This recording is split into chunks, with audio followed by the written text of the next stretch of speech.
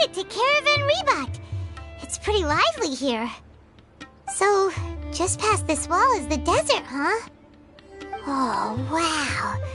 Paimon remembers hearing people call this the Wall of Samiel. It's made to block sandstorms from the outside. Oh, if it's this tall, it's gotta be the divine work of Greater Lord Rukkhadevata, right?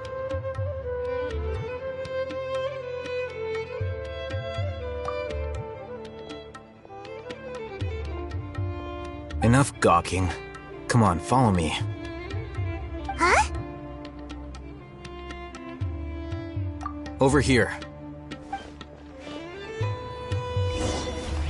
Oh, Haytham went that way! Let's hurry up and follow him. Wonder what he's up to.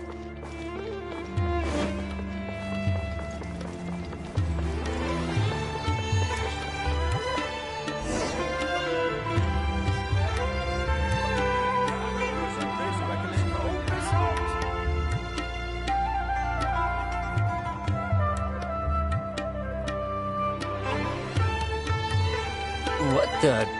Where did he go? How did we lose him? They were just here a second ago. More Eremite mercenaries? Who are they working for this time? Anyway, Traveler, it seems like we were being followed again. You were too careless. You should have noticed those hopeless amateurs trailing you a long time ago.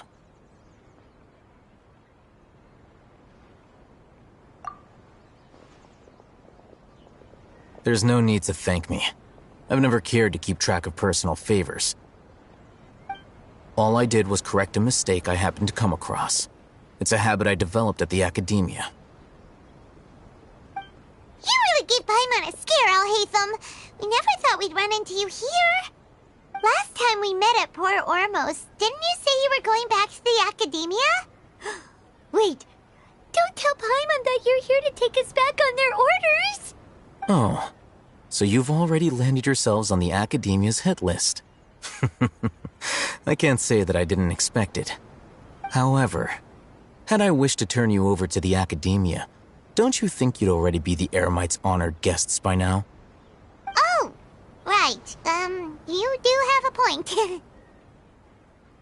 I have no interest in running errands for that project. As a scholar, I've always belonged to the camp that promotes researcher autonomy.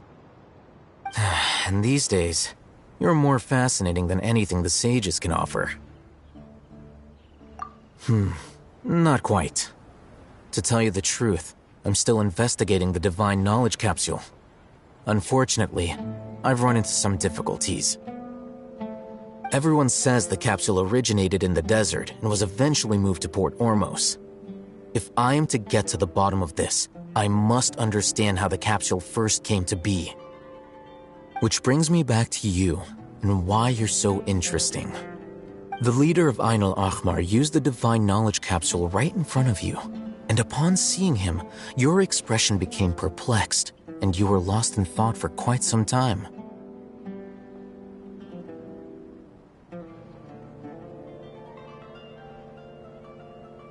To have that kind of reaction, I think you must have realized something. Are you interested at all in sharing what you've been hiding from me?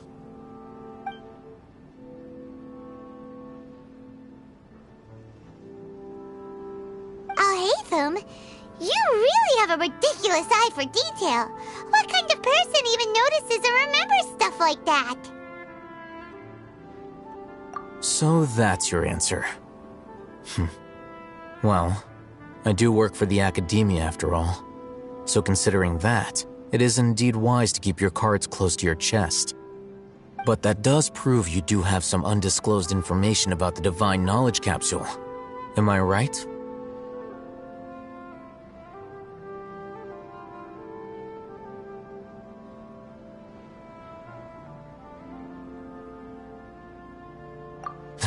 No matter. Rather than simply learning the answers from you, I'd still prefer to investigate on my own. Speaking of, you two are also headed to the desert? That's right! We have the same plan as you! But we don't really have any concrete goals at the moment. Then I'd suggest starting with Aru Village. It's the largest settlement in the desert, so it'll probably have more resources and intel than anywhere else. Well, would you like to head there together?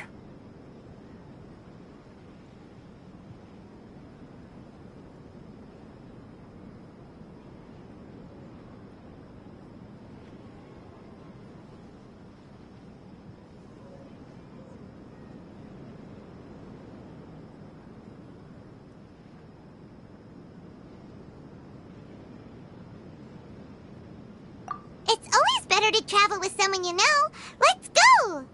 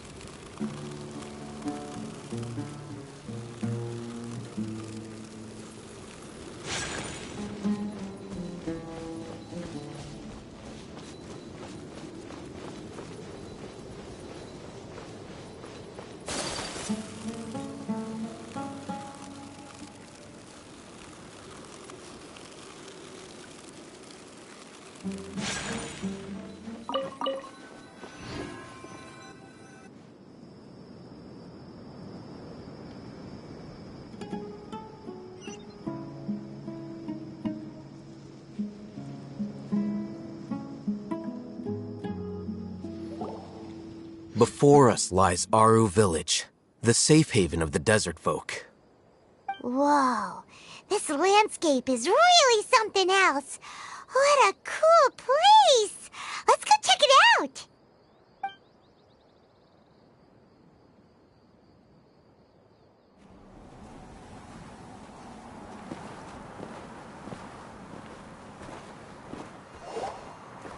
Wow!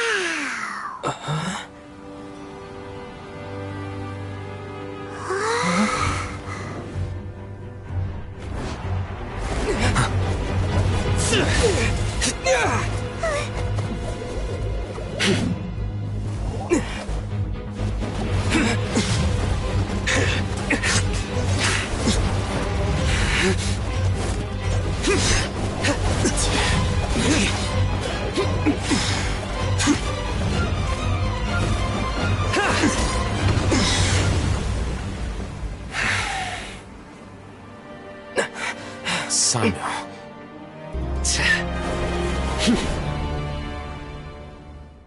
Unless my memory fails me, we have barely spoken 2 words to each other before now at the Academia. Would you care to enlighten me as to when and how I invited the General Mahamatra's wrath? Oh, Hatham. Do not think you can escape my judgment just because you managed to escape my attack. Judgment? So that's how you'd characterize your actions here, is it? Or would elimination perhaps be a more accurate description? Had I used my full strength, not even this traveler would have been able to stop me. Though styled like an assassination, I sought only to ensure that my target would be unable to flee or resist. Standard practice for the Matra, as well you know. Seemed to me more like your own personal touch. Who is that, Al-Hatham? Did you call him General Mahamatra? Yes. General Mahamatra Sino, head of all the Matra at the Academia. He's a formidable hunter, and the ultimate nightmare for any who have committed academic crimes. You seem to have placed a lot of trust in Al-Hatham, to the point of blocking an attack for him. If I were you, I'd never choose to side with him. I wouldn't believe a single word that comes out of his mouth. I have been pursuing this scribe for a long time. I urge you, Stand back and do not seek to defend him any longer. Otherwise, there will be consequences. Has Alhaitham done something wrong? Paimon doesn't think he's as bad as you've made him out to be. I won't waste my breath explaining things. Alhaitham, I saw it during our fight. Take it out. The divine knowledge capsule you're hiding on your person. Unless you want me to retrieve it for myself. Very perceptive of you. Nothing escapes Amatra's senses. Wait, the divine knowledge capsule? Didn't it fall into the Matra's hands in Port Ormos? No wonder you speak with such confidence, Sino. But I must admit, I'm very curious. What does this capsule mean to you? And why, as General Mahamatra of the Academia, are you all alone in the desert? As far as I'm aware, the other Matra have been speculating about your disappearance. Have you been given a mission that's, let's say, morally dubious? If I was the real target of your mission, what was stopping you from simply using your authority and resources to judge me within the walls of the Academia? I should have known you'd be difficult to deal with. You two? Ugh! What you would do, Traveler? Paimon feels like we can't trust either of them! Ahem. Well, look at you two, acting all tough and self-righteous over there. Wait, Dia? Great! Finally, someone that we can trust! You gotta help us out here, otherwise these two are gonna start fighting again! Yeah, sure looks that way. Two giants from the Academia duking it out once and for all. Not something you get to see every day, that's for sure. Listen, I know you academic types love to fill up your big brains with self-righteous morality and lord your empty rules and virtues over each other. But how dare you bring your petty disputes into the safe haven of Aru Village? It seems like someone's gonna have to beat some sense into your thick skulls until you finally learn to respect these grounds.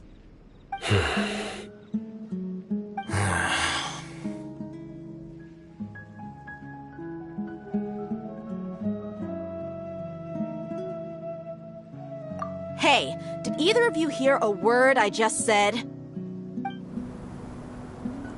Whoa, what's going on? The wind's so strong! Is this a sandstorm? Paimon's gonna get blown away! Another sandstorm? What's up with these recently? Hey! All of you, over here, quickly! We have to take cover! Someone's calling for us! Oh, this wind is too strong! Let's get over there! That sounded like Candace. Come on, you two. Jeez, are all of you Academia folks such hard work? Move it! All right, stop yelling.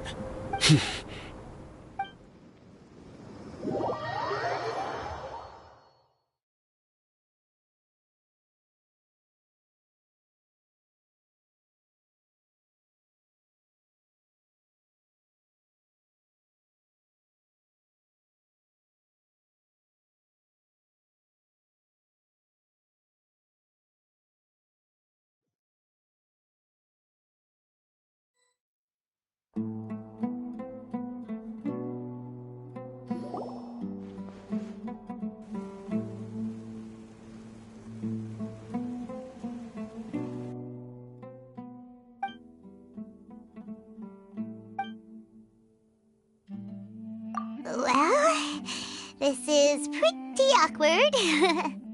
Hey, wanna play sardines with three people who wanna tear each other limb from limb? Sure, why not? Sounds fun. The air is so thick and heavy. Paimon can hardly keep floating anymore. My sincere apologies, everyone. This is the home of our village chief. I will have to ask you to make do with this small room until the sandstorm dies down. Please, let me introduce myself. I am Candace, protector of Aru Village. Our savior has come at last! Nice to meet you, Candace. The name's Paimon. Thank you so much for helping us. There's no need to thank me. It's only right to help each other when the weather gets rough. Wow, she's so gentle and caring, like a nice older sister. Unlike those guys over there. All right. Now that we're all better acquainted, we should return to the topic at hand. As a guardian charged with the responsibility to protect my fellow villagers from harm, I was observing your conflict from afar, even before the sandstorm started. And now that you have set foot within our village itself, it is all the more my responsibility to make absolutely sure that you pose no threat whatsoever to us. So please, have an honest and sincere conversation with one another, and put your hostile feelings to rest. If anyone dares to start anything again while they are under this roof, I will not hesitate to send them out for some quality time with the creatures of the sandstorm. Oh, on second thought, Paimon may have misjudged Candace's character. And that goes for you too, Miss Dia. Do I make myself clear? All right, we got it, Candace. That's what I like to hear. So, which of you will begin? I was supposed to be a mediator, but I might have gotten a little too involved just now. Anyway, one of those two should probably start talking. Wait, that was you trying to be a mediator? I have nothing to hide, so there's no shame in explaining myself. While Alhaitham wasn't wrong about the other Matra not knowing my whereabouts, it's not because I've been assigned a morally dubious mission. Rather, I've chosen to exile myself. Huh? Exile yourself? A little while ago, I discovered that there was data missing in the Academia's project planning and development files. What little they did report clearly did not match the project's actual progress. As General Mahamatra, I had the responsibility and authority to request an audit. However, to my surprise, the person responsible for the erroneous data was none other than Grand Sage Azar himself. I tried to investigate the issue myself before submitting a formal audit request, but I soon found that all leads and potential pieces of incriminating evidence were carefully concealed from me.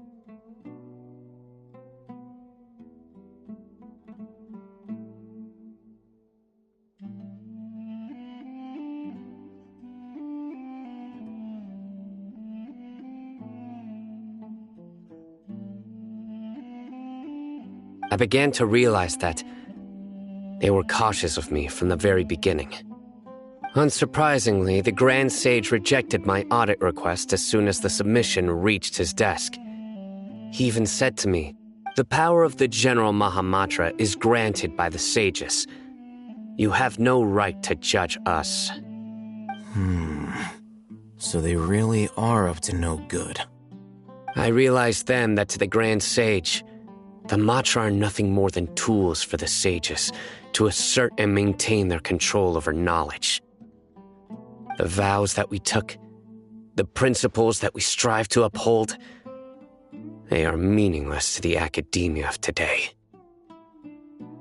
I believed it would be wise to flee the academia before the sages had a chance to take action against me. This way, they can no longer see nor predict my actions. I will never give up on this investigation. There's no need for someone else to give me power or authority.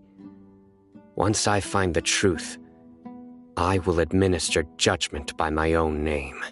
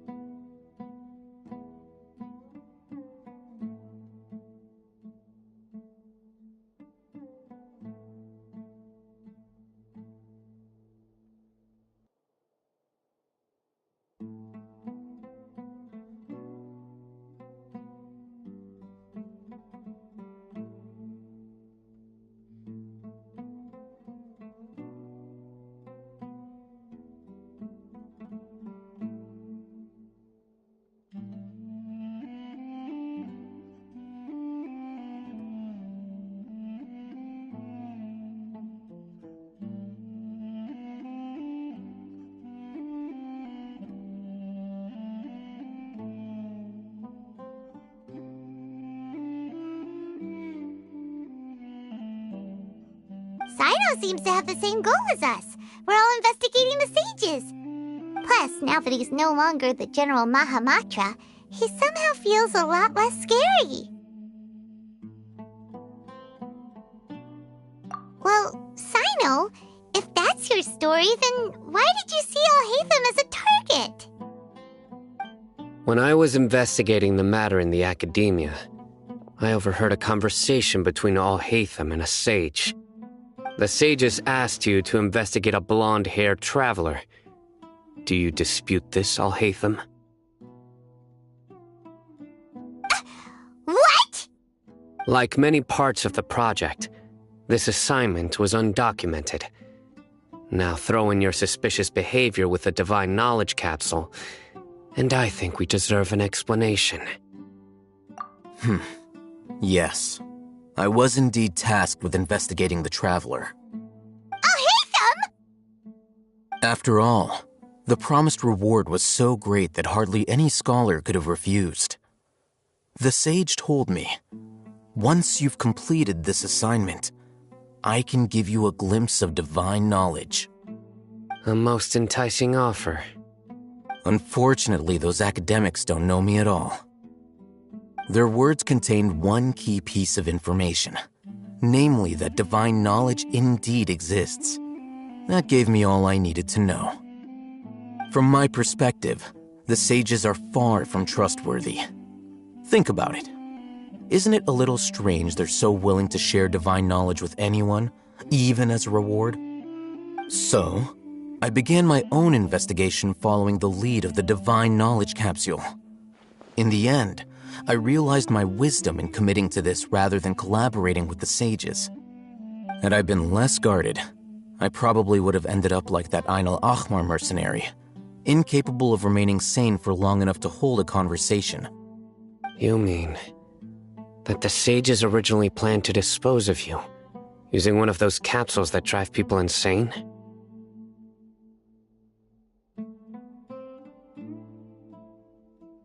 I'd already given up on the assignment by then. I only told the academia I was waiting in Port Ormos for you to appear so they wouldn't suspect anything. So it came as quite a surprise when I encountered my erstwhile target while investigating the Divine Knowledge Capsule. Criminals do love to talk about coincidences. Even though I ran into the Traveler by chance, I had no intention of providing assistance to the academia. Also, you should remember, you were the ones who decided to follow me and strike up a conversation after I left that tavern.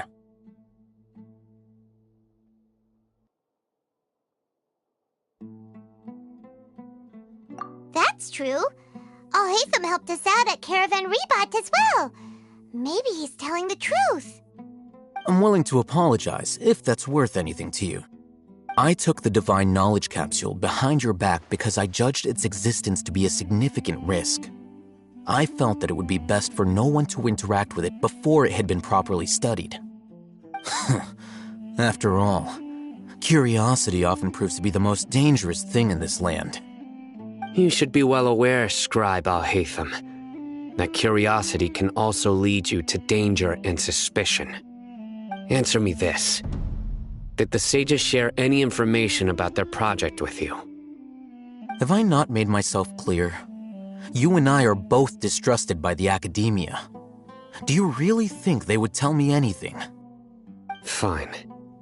Although you haven't completely proven your innocence, I won't regard you as an enemy, for now. As you wish. Good. I'm glad to see you two clearing up your misunderstandings. And now you, Dia. I believe it's your turn. Oh, sorry. Whatever the boys were talking about must have been so boring that I spaced out. My situation is pretty straightforward. My employer, Dunyarzad of the Homayani family, is friends with the Traveler and is currently recovering from her illness at home.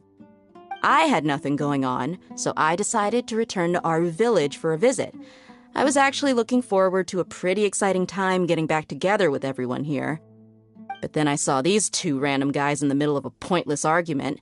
It ticked me off, and things went downhill from there. Is that all? Well, I will admit that definitely sounds like your style. In that case, welcome back, dear. That's more like it. I missed you all so much, Candace.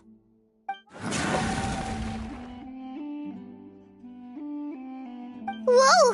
What was that sound? No need to worry. Now that you're no longer at each other's throats, please make yourselves at home. I'll take a quick trip outside to clear out some of those creatures in the sandstorm. Creatures? In the sandstorm? Are you sure you don't want some backup? Fighting in a sandstorm is not for the faint-hearted. Anyone without extensive training in these conditions is at a disadvantage. You needn't worry. Yeah, just leave him to Candace. Don't worry, she's as tough as they come.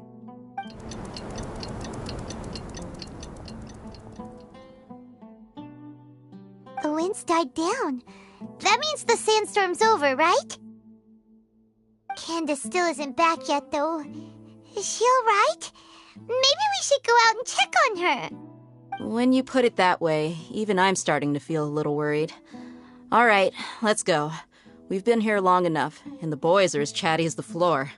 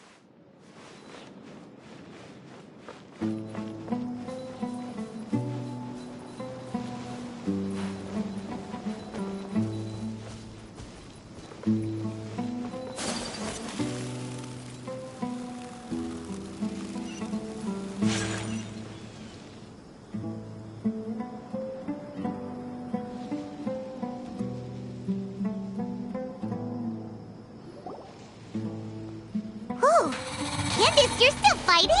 You've been out here dealing with these creatures the entire time? Yes. They just keep coming in waves. I've lost count of how many I've defeated. Before I realized it, even the sandstorm had stopped.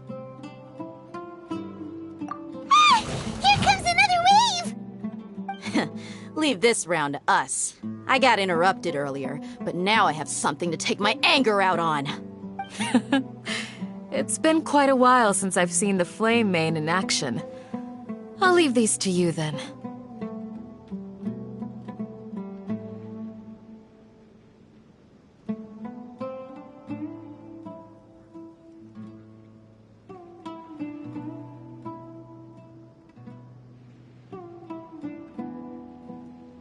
I'll be sure to put on a good show. Let's go!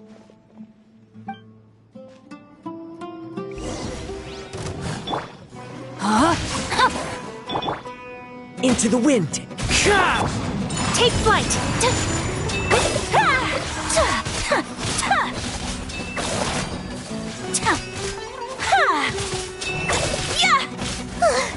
Here comes another wave! When are they ever gonna let up? Into the wind! Inadmissible evidence! Motion to compel!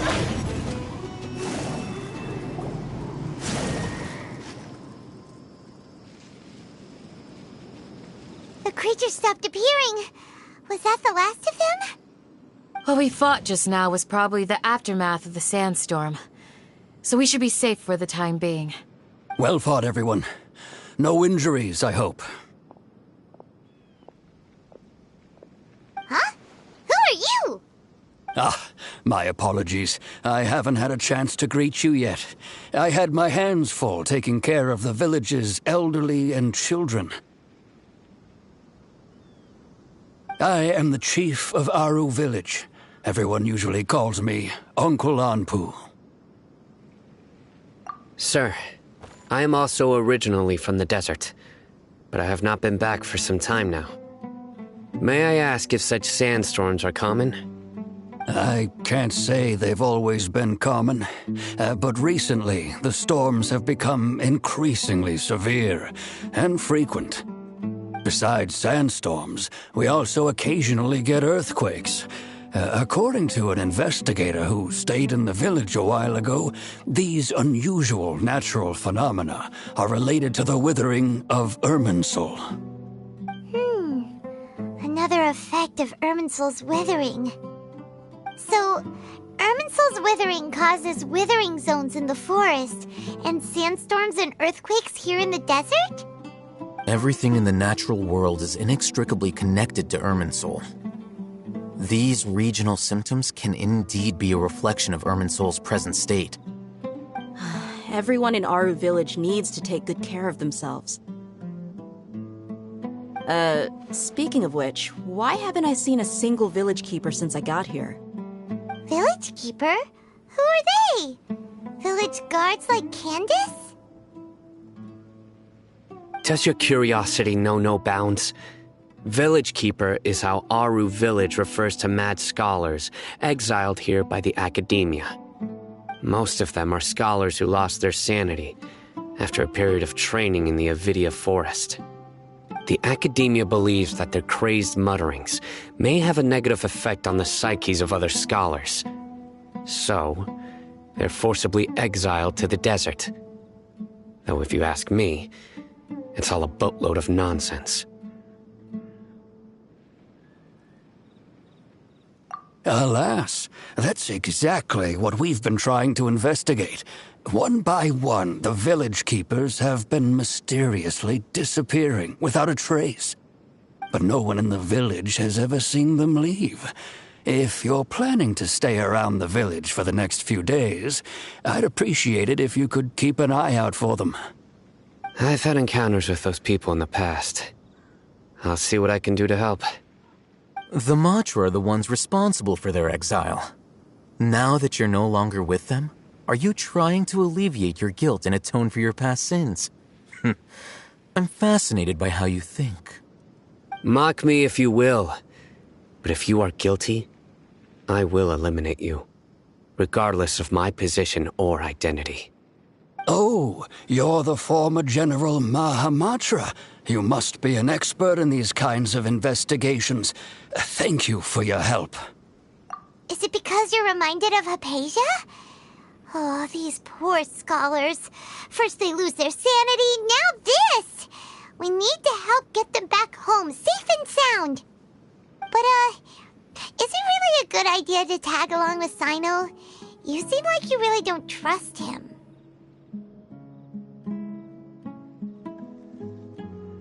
I'll be grateful for the assistance. No doubt you will do a better job than some of my former subordinates.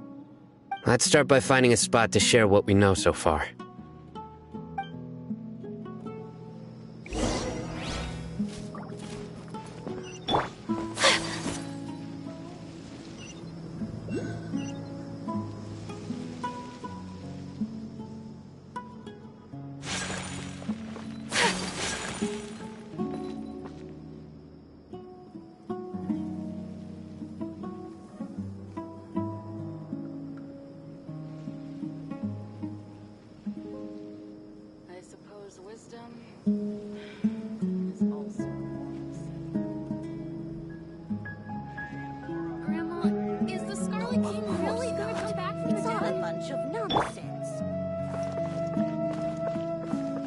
Time to go.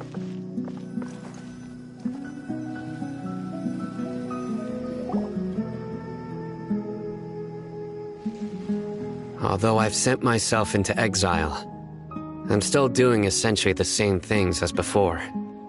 Do you still have any questions for me before we start our investigation?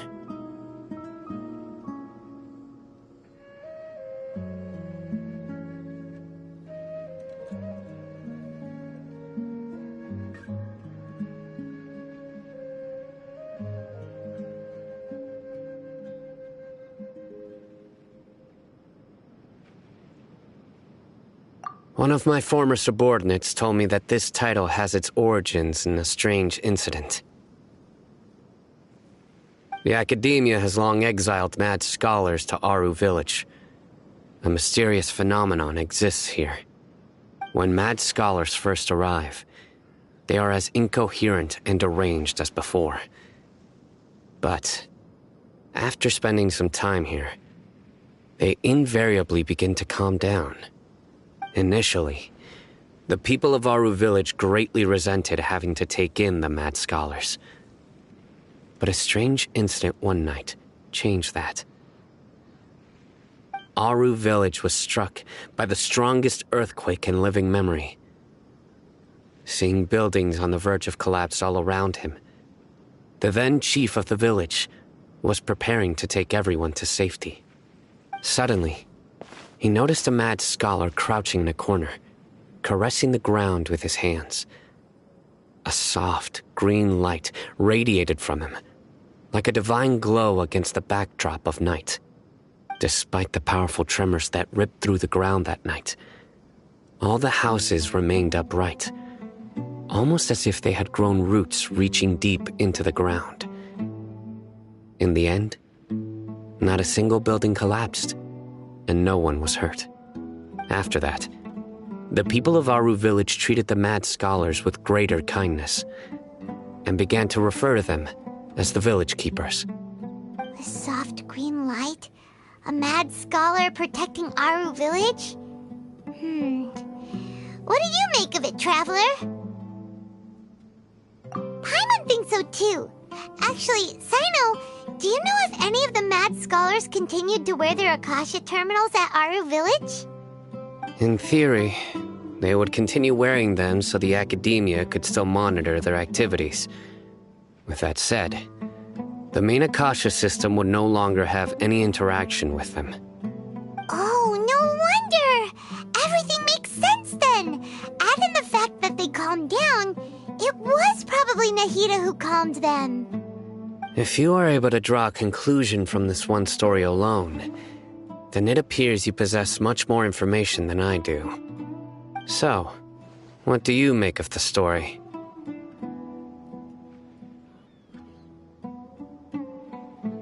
Really? Lesser Lord Kusanali. What? You don't believe us? Lesser Lord Kusanali was definitely using the Akasha to give her power to the mad scholars! No, it's not so much that I don't believe you. I'm just struck by your reasoning. Lesser Lord Kusanali, the current Dendro Archon, is she really active in Sumeru?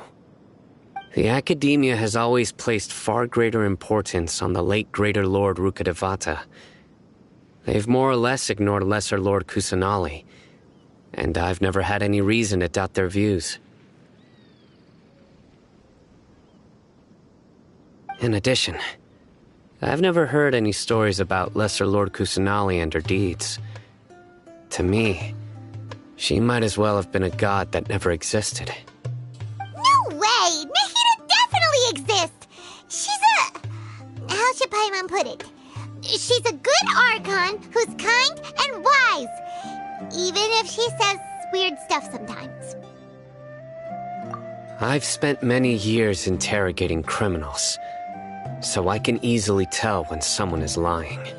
Good! Then you should know that we're telling the truth! That look in your eyes. I've never seen that from a liar. You two really must have met Lesser Lord Kusanali. How can this be? To think, our Archon has been amongst us this entire time. Alright, now it's our turn to put our skills to good use for this investigation. But easier said than done, especially since we don't have any leads. Maybe we can start by knocking on some doors. Excuse me, are you here to help me find my grandpa? Huh? Who are you? By the sounds of it, a resident of this village. My name is Isak. You'll help me find my grandpa, right? Is your grandpa a mad scholar? Hey, don't say that. Grandpa is just Grandpa. Why do you have to call him that? It's not like he's a bad person or anything. The person you're referring to is not a local, yet you are. Why do you call him Grandpa? Grandpa is just Grandpa. He's my family. I heard everything you said to the village chief. Please, you gotta take me with you. I want to find my grandpa. I swear I'll help. I won't be a nuisance. Ah, so you're the one who was eavesdropping on us around the village chief's house. I was planning to go out and take care of whoever it was, but I had a vague feeling that they didn't harbor any ill intent. Whoa. Hatham wasn't kidding about Matra having sharp senses. Sino, he's just a kid. All he wants is to find his grandpa. Let's find a way to help him. Sorry. I was only listening in because I wanted to know where Grandpa went. Honest. If you don't believe me, you can ask Miss Candace. All right. But first, let's confirm the facts with Candace.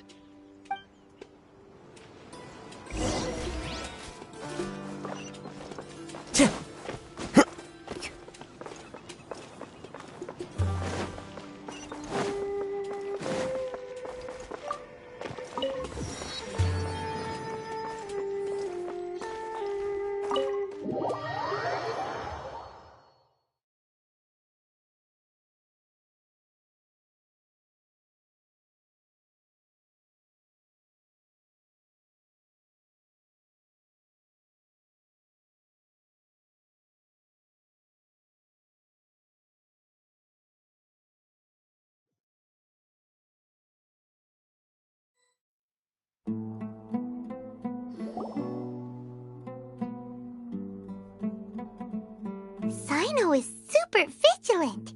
Is this what all the Matra are like? Ah, you're back already. We just wanted to confirm something with you. Do you know a boy by the name of Isak?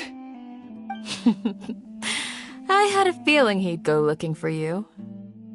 Huh? You knew this would happen? Yes. Although he tried his best to stay hidden, I still noticed him eavesdropping outside the window. He really wants to get his grandfather back. Isak's parents were both Aramite mercenaries who rarely returned to the village after finding employment in the city. He was raised by his grandfather. Unfortunately, it was only a few years before his grandpa passed away. Isak was still very young at the time, so various families in the village took turns caring for him so he could survive. Later, an elderly mad scholar arrived at the village. Isak thought the scholar bore a striking resemblance to his grandfather, and thus often spied on the man. However, the scholar was unkempt in appearance and incoherent in speech. Although Isak referred to the man as his grandpa, he was afraid and didn't dare to approach him. One summer night, the oft mumbling and bumbling grandpa suddenly calmed down and seemed to become more lucid. He even noticed Isak hiding in the distance. So Grandpa walked up to Isak and patted him on the head. He even took Isak to the entrance of the village, where he patiently taught the boy the names of the stars and accompanied Isak until he fell asleep. The next morning, Isak woke up and wanted to go find his grandpa again, only to realize his grandpa no longer recognized him. However, even so, Grandpa retained his calm expression. It's said that those who saw the scholar claimed he no longer appeared to be crazy, but appeared to be living in his own world, almost as if he were sleepwalking. Isak was thrilled that his grandpa was able to find peace and would follow him all the time, asking him things like, "Grandpa, want me to take you somewhere fun?" or, "Grandpa, could you tell me stories about the stars again?" All this somehow just makes Paimon feel really sad. It seems like they both deserve so much better. Perhaps. Nearly everyone who lives in the desert has some form of hardship or regret. But even so, we must still continue on with our lives.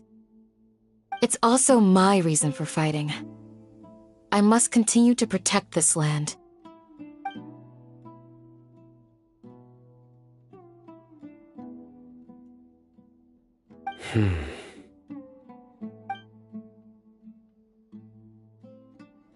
Maybe the people have always had a considerate god watching over them. Huh? What did you say, Sino? No, nothing.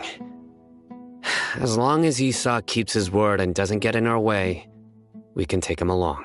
Perhaps you are more compassionate than I gave you credit for. Please accept my thanks on Isak's behalf, Sino.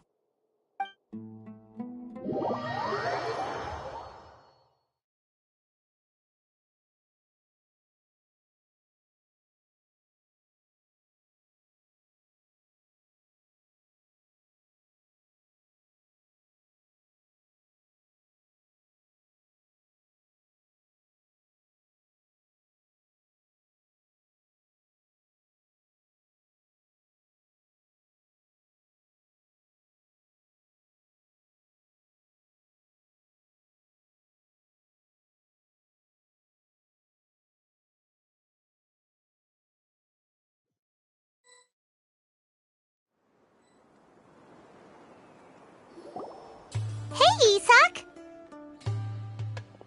Oh, it's you guys! We've cleared everything up. Let's go find your grandpa. Really? Wow! Thank you so much!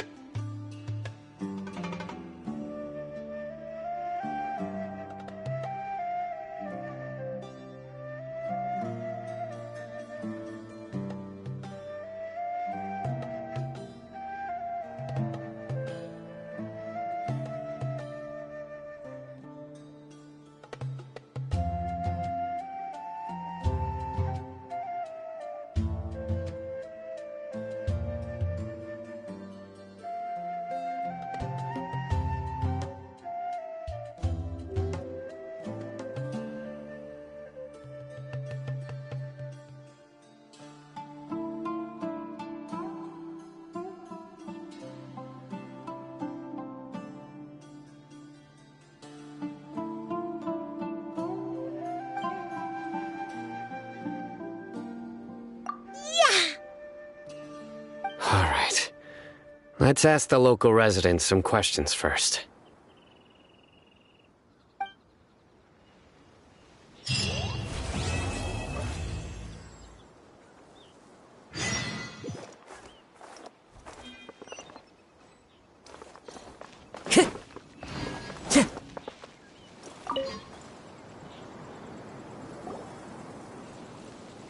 Excuse me, did you happen to see where the missing scholars went?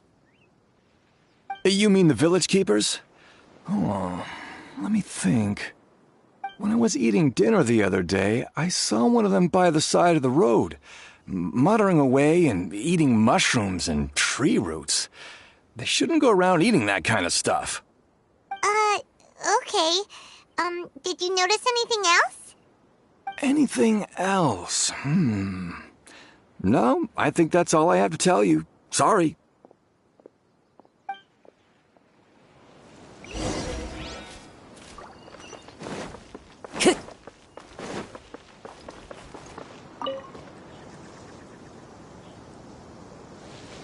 The scholars that have gone missing.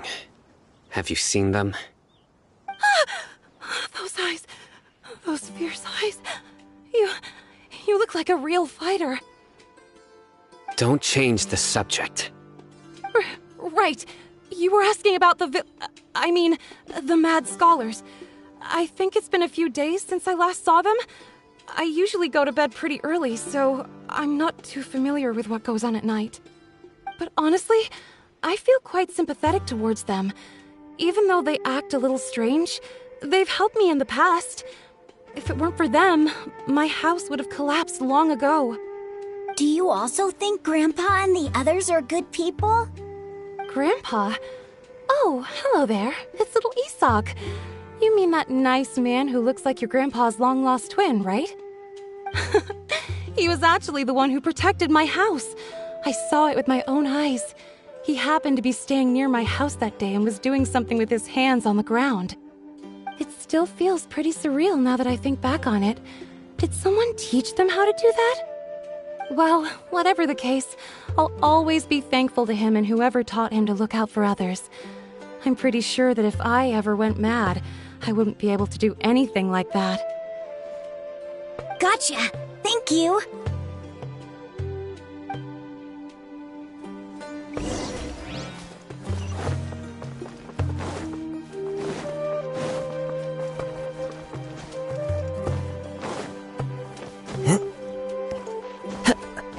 Time to go.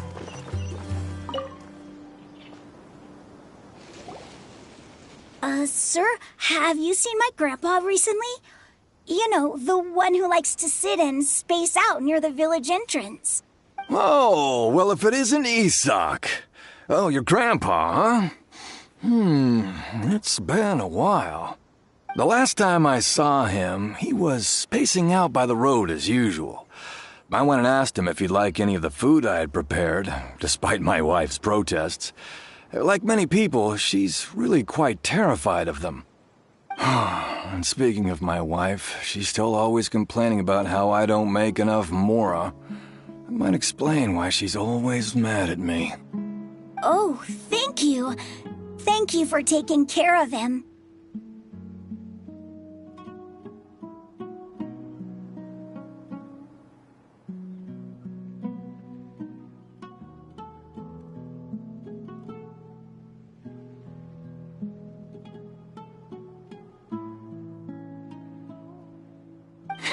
It was nothing. You're looking for him, right? Did he go for a walk and get lost? Yeah. That's no good. Well, once you found him, come by my place again and I'll cook a little something for the both of you. I've known you since you were very young, so as far as I'm concerned, you're family. Please feel free to come by anytime. Wow, what a nice guy! Okay. Thank you, sir. Huh? Don't say anything for now. Isak, stay here. Let's head over there. Stay quiet as you move.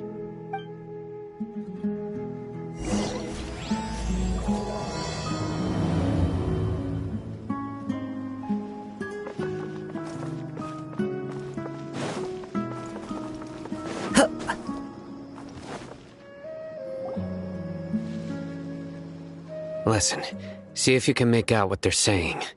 Have you heard? The mighty Scarlet King, the sovereign of our faith, will soon return to this world. Yes, of course I have. The Scarlet King is the one and only true ruler of this land. I've never believed in any other gods. Still, you say he's coming back, but it sure doesn't feel like life's about to change around here anytime soon. What's your proof? Haven't you noticed? The village has been getting more deranged scholars than ever. Delavar was saying that many people also went insane just before the fall of the Scarlet King's civilization in ancient times. We don't quite know why, but it seems like there's some sort of connection between insanity and the Scarlet King. Isn't it a sign of the Scarlet King's power that all the mad scholars have disappeared? If you ask me, they must have been chosen as the final sacrifice for the Scarlet King's resurrection.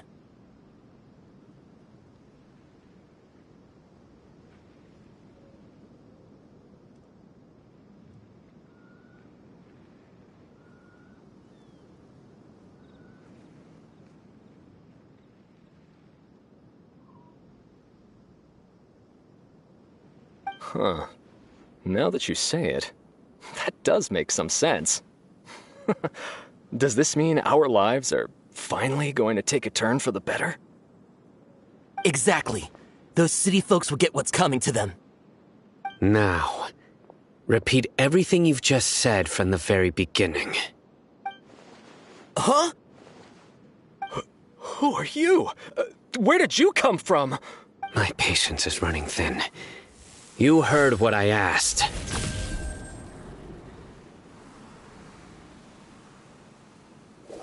Yeah! Bro, this guy's something else. Just look at his eyes. One wrong move, and he's gonna flay us alive. Let's not get on his bad side, okay? I am no match for this guy. Oh, okay, good sir. What is it you would like to know? Tell me about the Scarlet King's resurrection.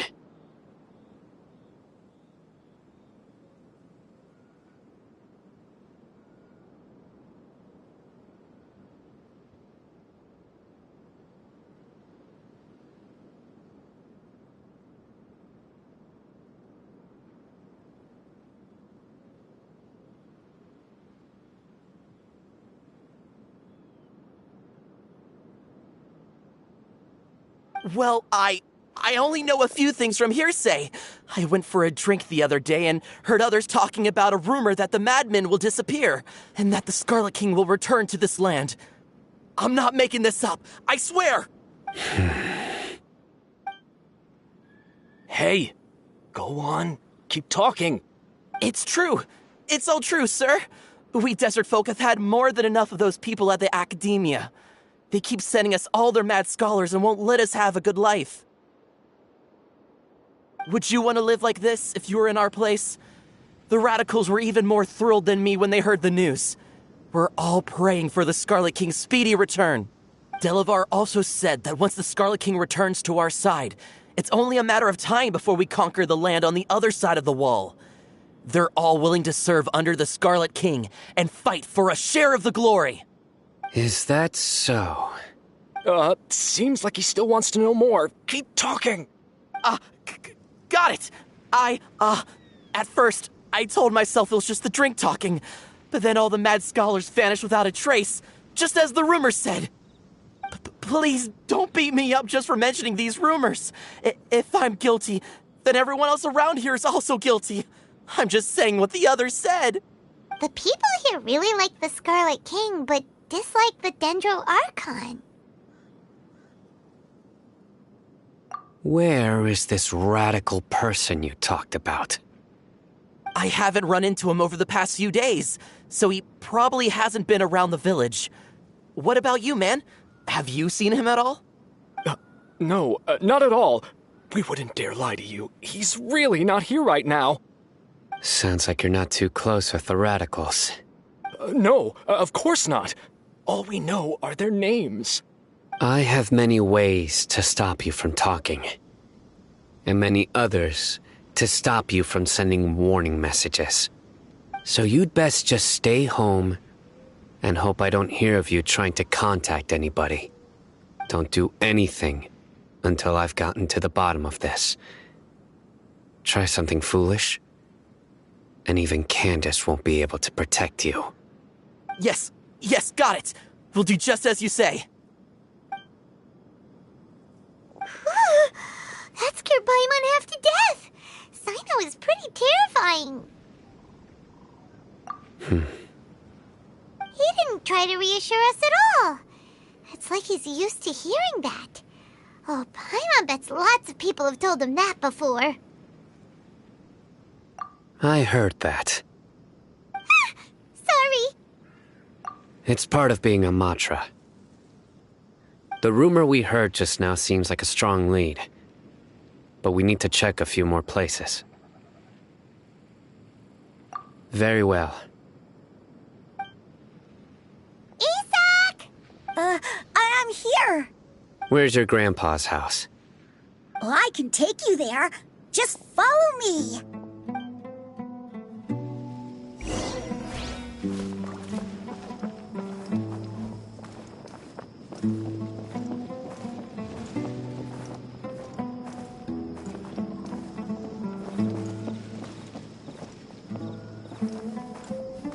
Grandpa? Oh, he likes to be alone. Sometimes he stares at the sky in a daze, and other times he just pokes at the ground with his fingers. Every now and then, he yells out at the top of his lungs, so a lot of people are really scared of him. But he's a good person, really. I know he is. I swear, he's just like my real grandpa.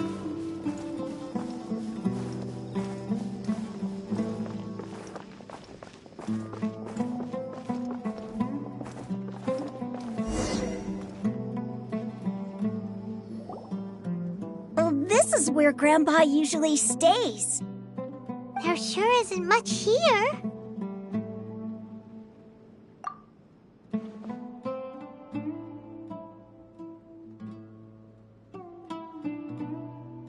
No. Incense?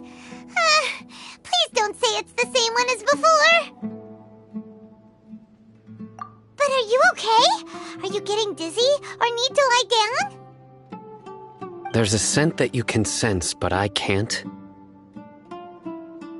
A certain traveler here once passed out from that smell. Thankfully, Tainari saved the day. And then he gave us a long lecture to explain all about how it worked. So, you know Tainari? Huh? You know him too? Are you two friends? Yes. Now that I concentrate, I can also make out the scent of incense.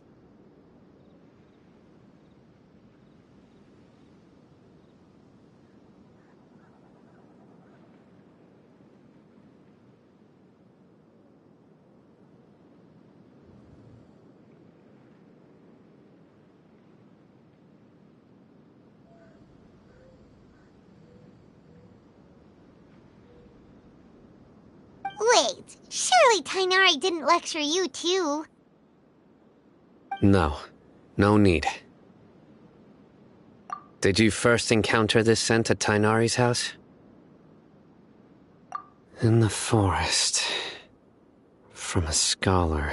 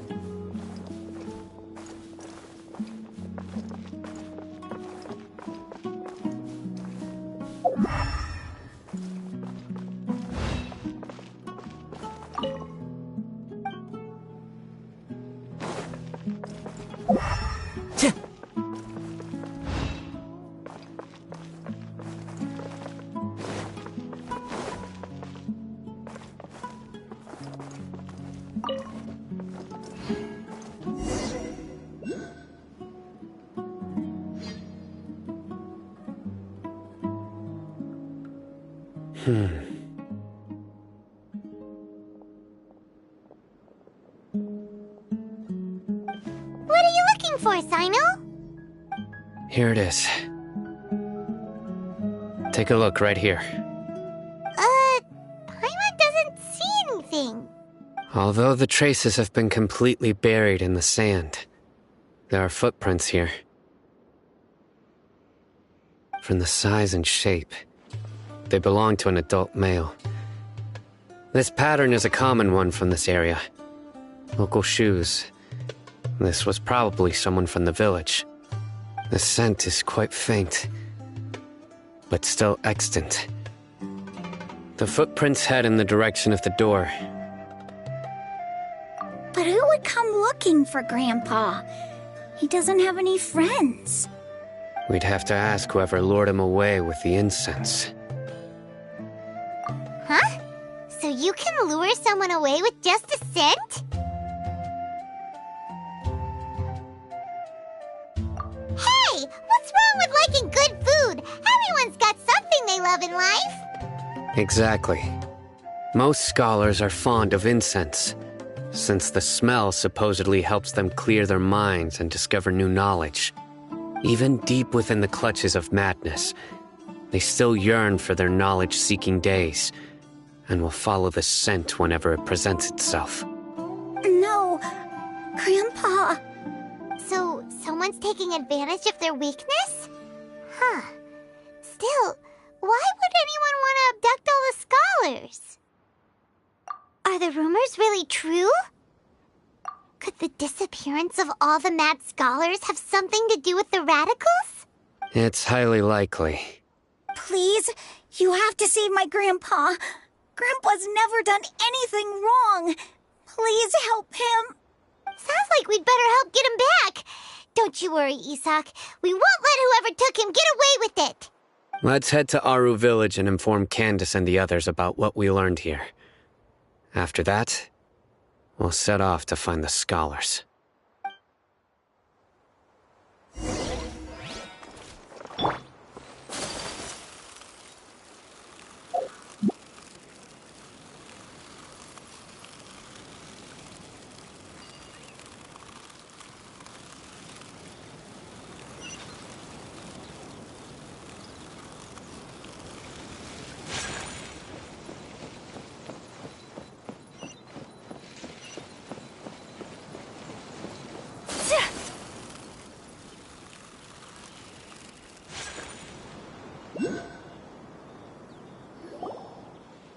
Right.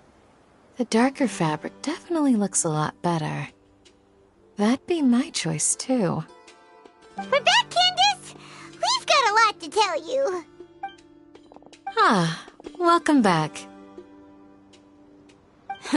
Sounds like everyone's friends already. Oh, Dia's here too! You bet. So, everything goes smoothly? Reasonably. Alhaitham didn't go with you? We haven't seen him at all. Huh. I saw him around the village entrance earlier and figured he was investigating with you. I guess he must have gone off on his own. Did you find out anything useful?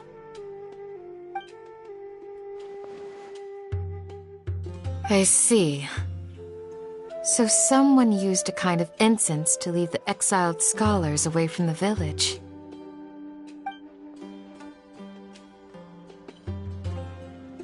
The resurrection of the Scarlet King? First I've heard of it. Far as I know, the kind of incense you just mentioned is only popular beyond the wall.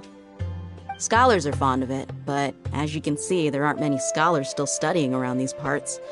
No seller would be able to make a profit here. Not to mention making incense is a labor-intensive process. You won't see anybody in the desert with the patience to make or sell something that requires that kind of effort. It seems someone from beyond the wall must have been supporting this. Makes sense. So what should we do then? Do we go back to the academia and search for leads there? If it was any other day, that would be your next logical step. But today, you've got me on your team, so you get an extra tip. Didn't you say that the villager got his news from the tavern? Well, I also like to drink at the tavern, so I know a thing or two about these radicals he mentioned. If Paimon remembers correctly, the leader of the radicals is some guy called Delavar. Ah, yeah. Delavar, the scar-riddled bandit, Engur, the wide-eyed butcher, and Jabari, the duck-tailed bearded crook. The whole lot of them are known around these parts.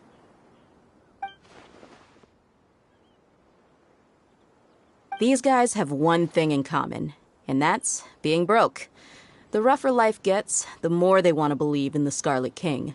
Way they see it, the Scarlet King's resurrection is their only chance at overthrowing the academia. Throwing all of Sumeru into chaos is the only way to change the way of life here in the desert. Anyway, that's my guess why they've chosen to become radicals. Tia! You're amazing! You really know this place inside and out!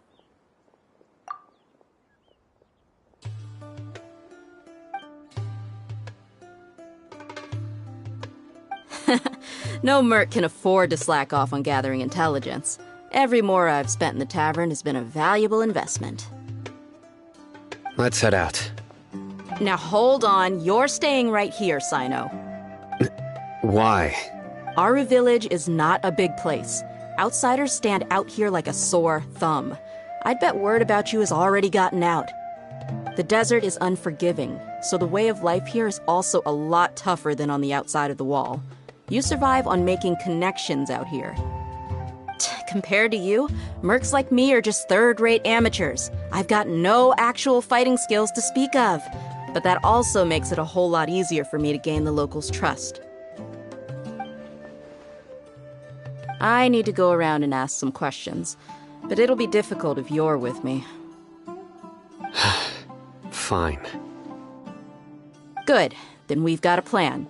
The Traveler and Paimon will go to Caravan Rebot with me, and we'll try our best to figure out where the Mad Scholars have been taken. Sino, you'll have to stay in the village and continue investigating on your own. All right, sounds like a plan.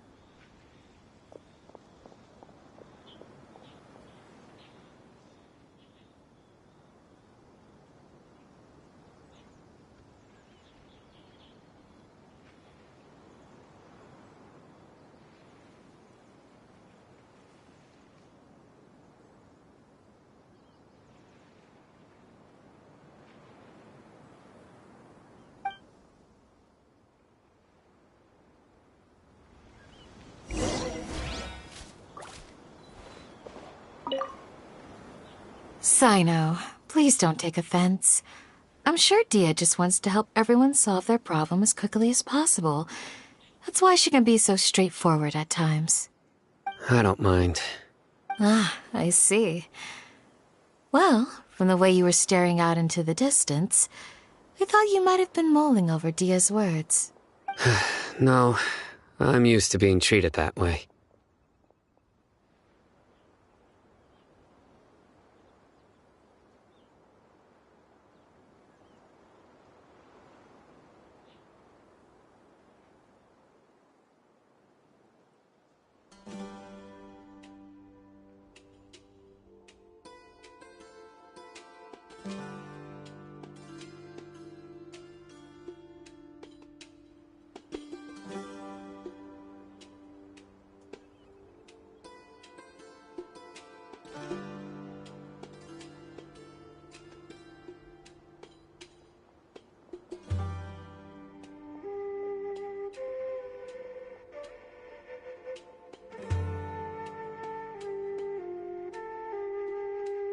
It's natural to fear strength. I take no objection to it.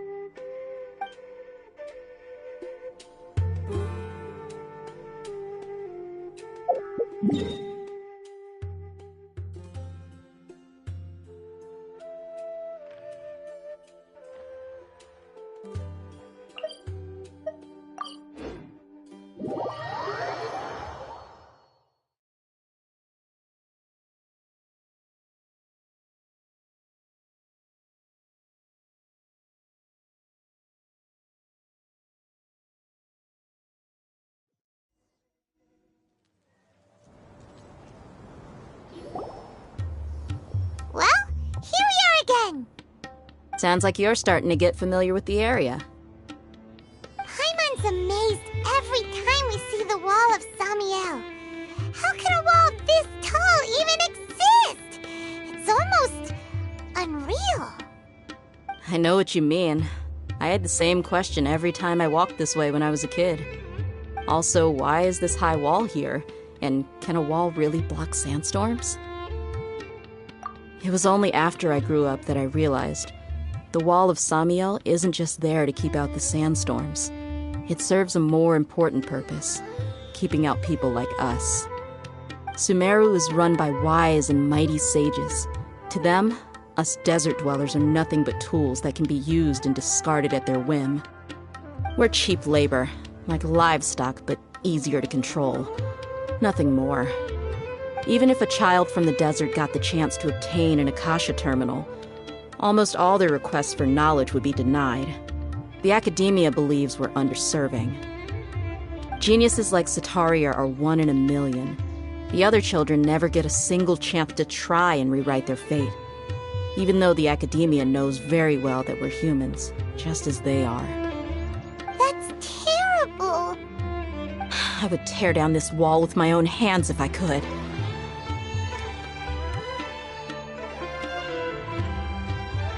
Hey, Thea. You're not thinking about doing anything scary, are you? No, not at all. This place just gets me thinking, that's all.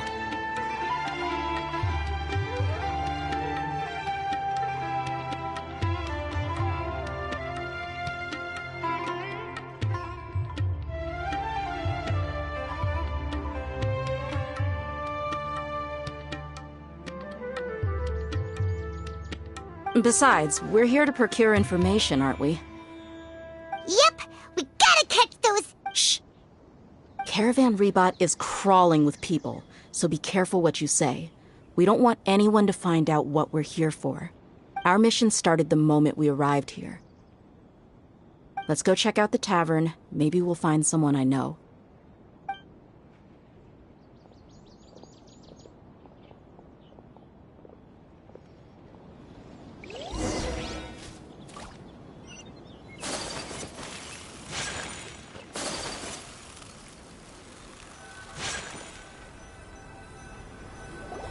Just our luck.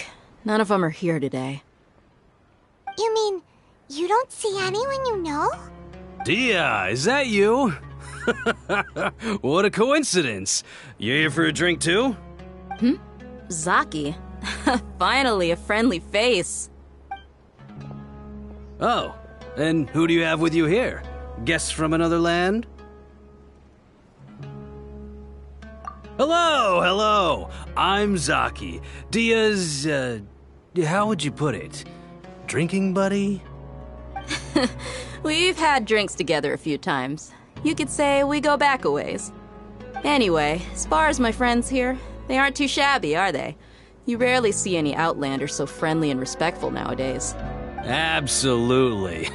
Much better than those people on the other side of the wall. So, Dia, are you looking for someone? Yeah. Have you seen Engur, Delavar, or Jabari recently? Of course I have.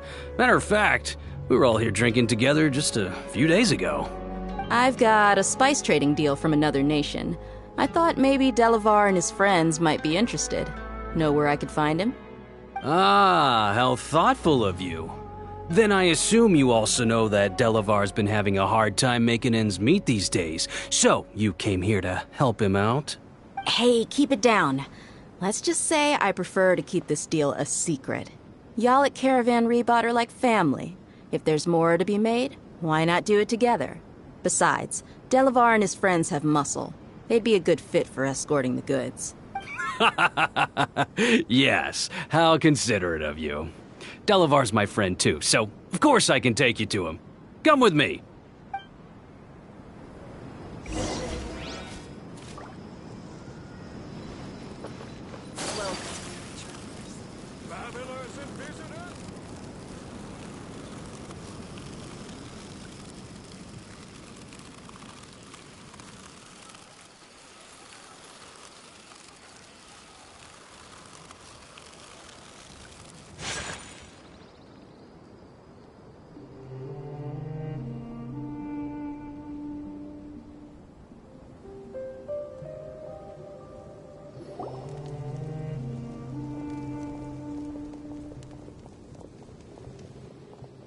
Are we there yet? Yep, this is the place. This place is practically deserted. What are they doing in a place like this?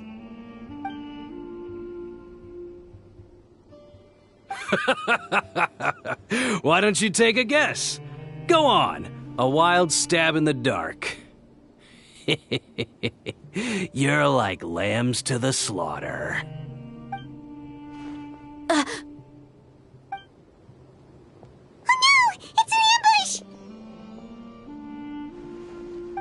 What's this all about, Zaki? Come on, Dia. You really think we didn't hear about what you said back in Aru village? The boys have kept a close eye on you from the moment you set foot there. Not only do I know that you're looking for Delavar, I also know that you've teamed up with people from the Academia to look for the missing scholars. So, you've been watching us from the very beginning? Uh-oh. Paimon knew leaving Sino behind was a mistake! And you left the strongest one in the village, didn't you? Who do you think you are? You really thought we'd fall for your little business deal nonsense? So you and Delavar have been partners all along. Dia, I guess it's only natural for a traveling mercenary like you to be out of the loop. Those of us who hang around the tavern have stronger bonds than you think. But you got one thing right. We're all looking forward to an uprising in Sumeru. There's nothing more we'd like to see than the desert folk overthrowing the Academia. If that's the case, then I'm sure Delavar wouldn't miss a second of it. I'll be honest with you. If it weren't for what you said in the village, your little monologue about the Wall of Samio would have convinced me that you're one of us. Delavar. And Edgar, you're here too, huh? Long time no see, Miss Mercenary. You should have known the traitors are what us followers of the Scarlet King despise the most. Dia, I thought that you, a fellow desert dweller, would understand that the Scarlet King is greater than the Dendro Archon. Little did I know, you don't deserve to join us. Yeah, gee, what a missed opportunity. Adopting radical views and kidnapping innocent scholars, all because of some baseless rumors. Anything else I'm missing out on? See? There you have it. Mercenaries are just a bunch of faithless scum with only one thing on their minds. Mora. Pathetic. You're all like a pack of street rats. You're not wrong. Mercenaries are driven by Mora, and my faith lies with whoever's paying me. As long as there's a profit to be made, anyone can become my friend. Enough talking! Get him! Just as I expected. Let's teach him a lesson, traveler.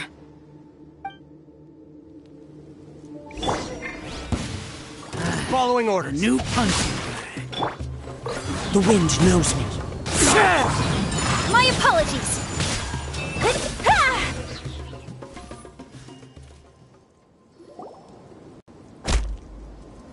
Impossible! How could you?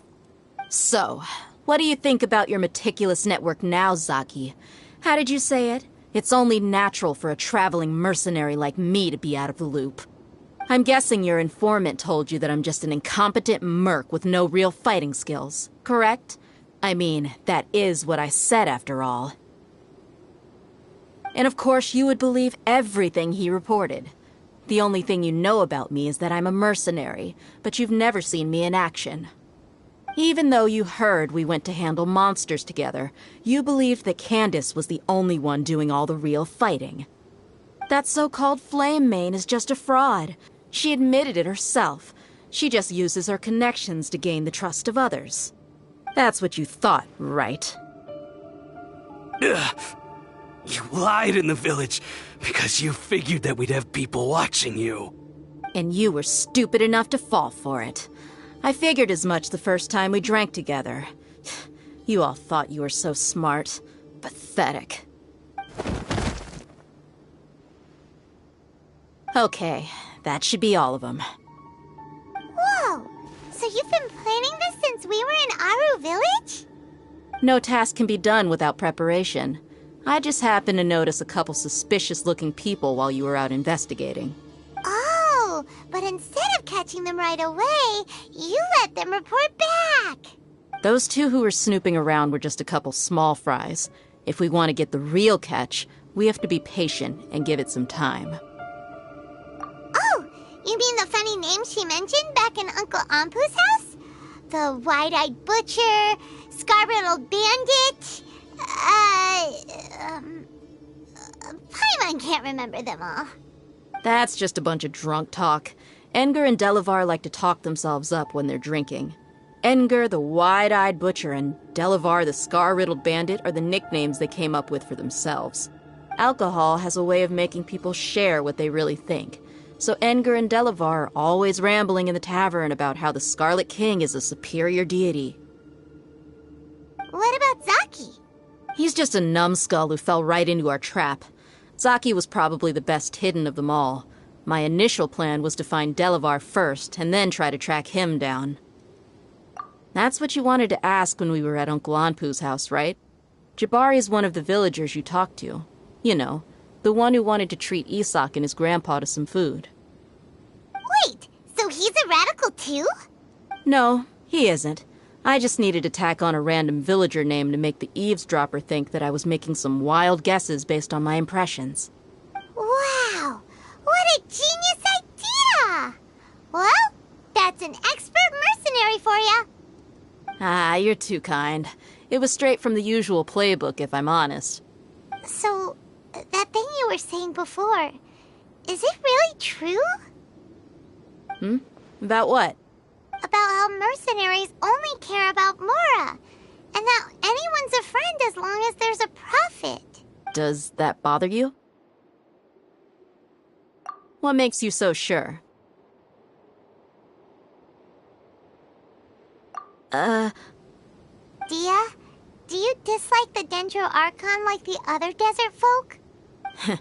You two are pretty sharp. No, I don't have anything against the Dendro Archon.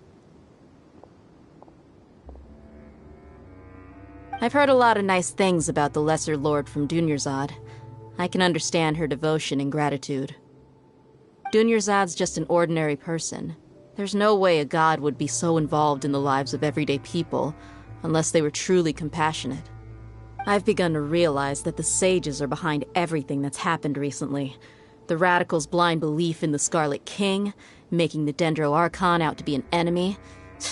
It's all the Academia's trickery.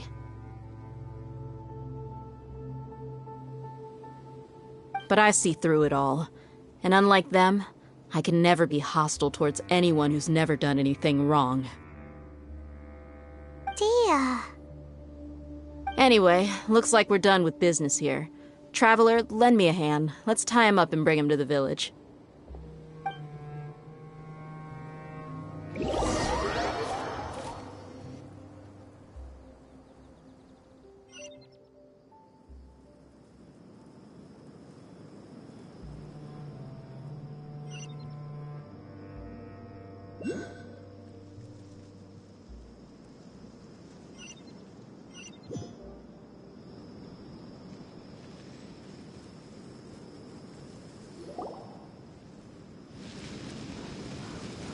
This should be all of them.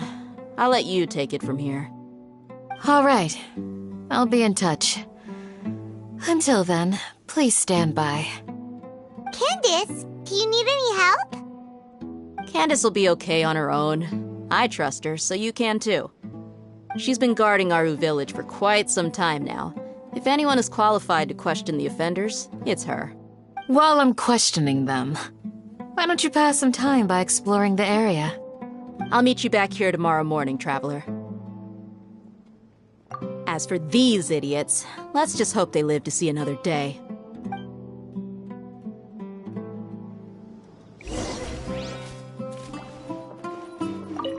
Candace is an expert at dealing with people like this. All we have to do is wait for her word.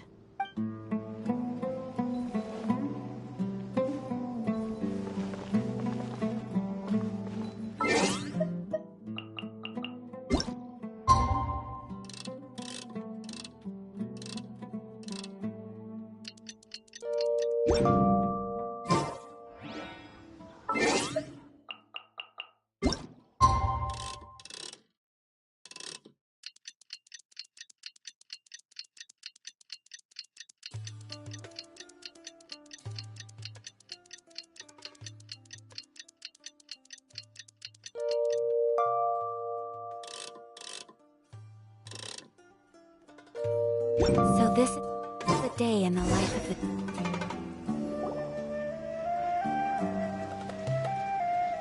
Hey, Dia! Right on time. We'll know any moment now. Paimon's been wondering.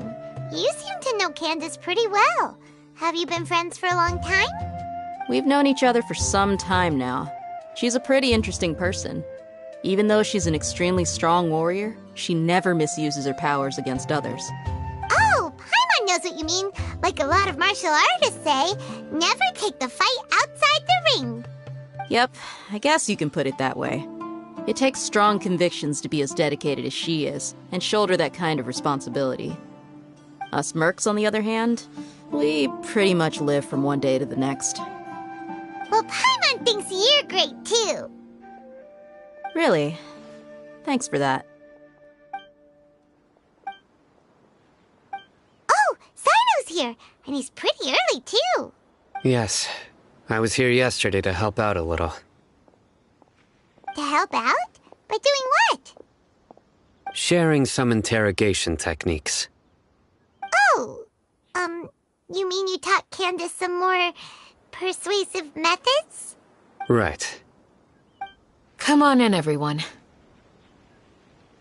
Come on, let's go inside.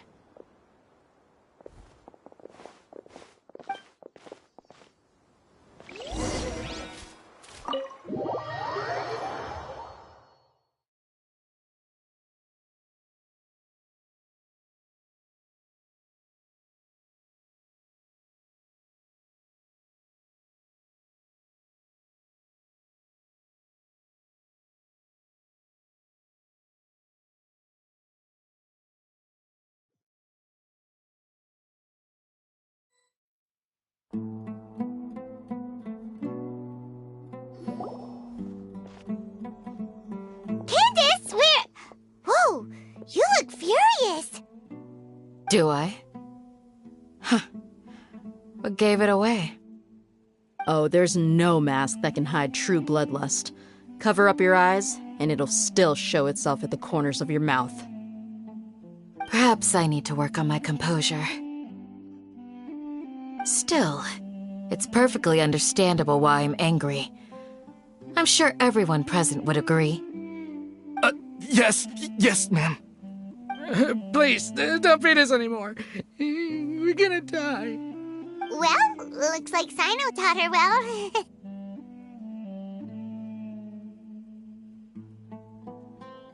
You fear death yourselves, yet you do not hesitate to place the lives of others at risk. The absurdity is mind-boggling. The ones you call mad scholars are known to us as the Village Keepers. They are vital members of our community, and some even count them as family. You come here, to my village, and you treat my people as nothing more than stepping stones towards your goal. Tell me, what would you do to you in my position? Mercy! Please have mercy! You've made your bed. We may both be desert dwellers, but there is one thing that I understand better than you.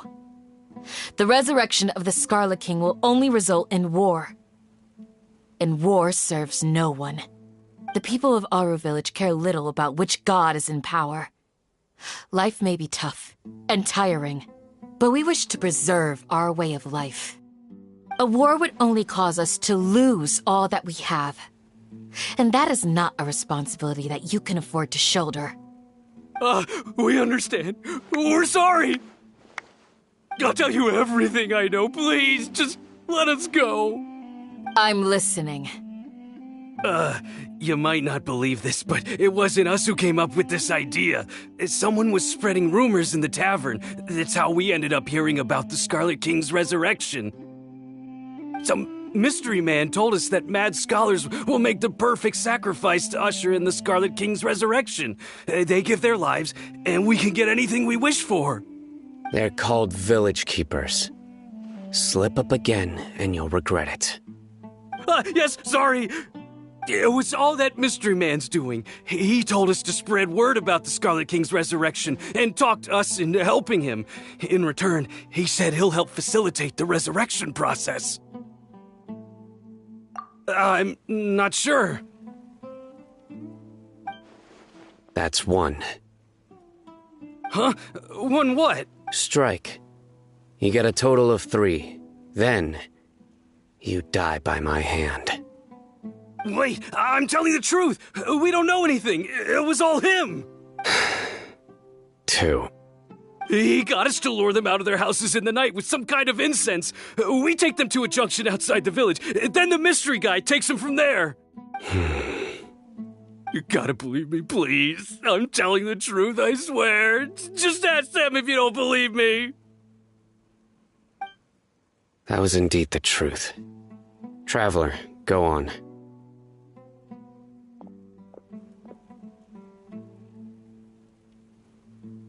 You have to believe me. If I knew that, I would have told you his name right away. I'm not risking another beating to keep his secrets. No way. That guy, he wears a cloak, and he's always careful to cover his face. He calls himself the Scarlet King's envoy. I believe I may know what's going on. Uncle Anpu? What do you mean?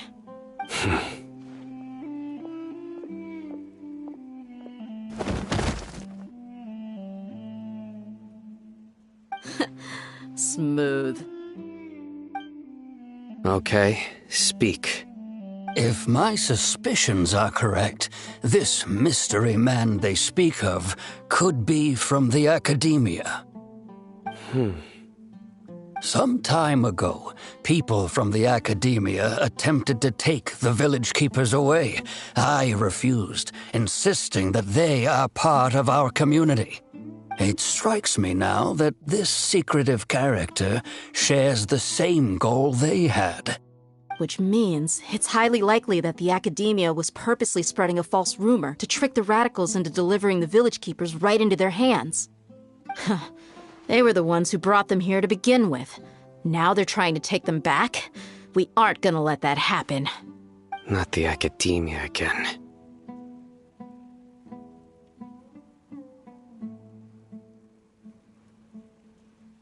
Just as I thought. But what could they want with the village keepers? People are nothing but tools in the eyes of the Academia. A change in their plans likely means they found another way to exploit the scholars. Regardless, our top priority now is locating the village keepers. You're right. Isak is still waiting for news on his grandpa. Time to go. Let's leave the village and try to track them down. Yes. Pack up and get ready to leave. You got it. Candace, I'll let you deal with the radicals. Leave everything outside the village to us. All right. Let's meet back here once everyone's ready.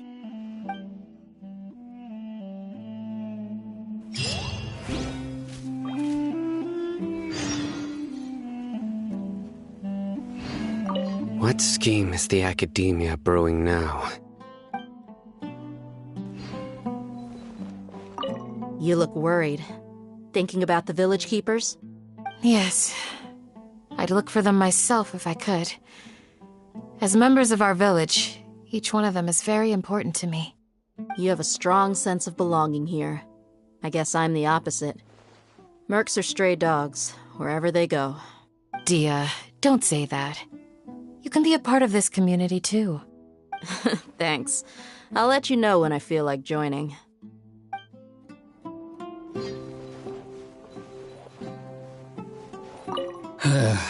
I just hope everyone's all right.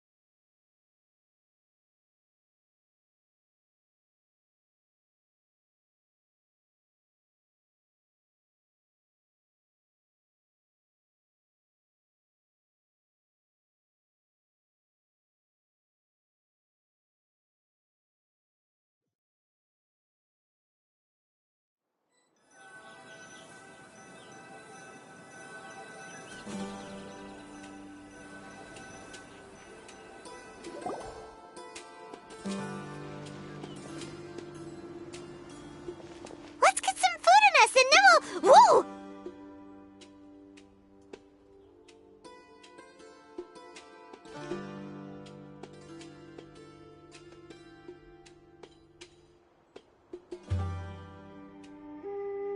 Where did you come from? Well, as you can see, I am merely sitting here and reviewing what we have deduced thus far. You were gone for ages, and now you're suddenly sitting here musing to yourself? Where have you been anyway? Hey, what's with the silence? You never think things through before asking questions. I'm giving you some time to make up for that. Paimon's so mad! Paimon's gonna give you an ugly nickname!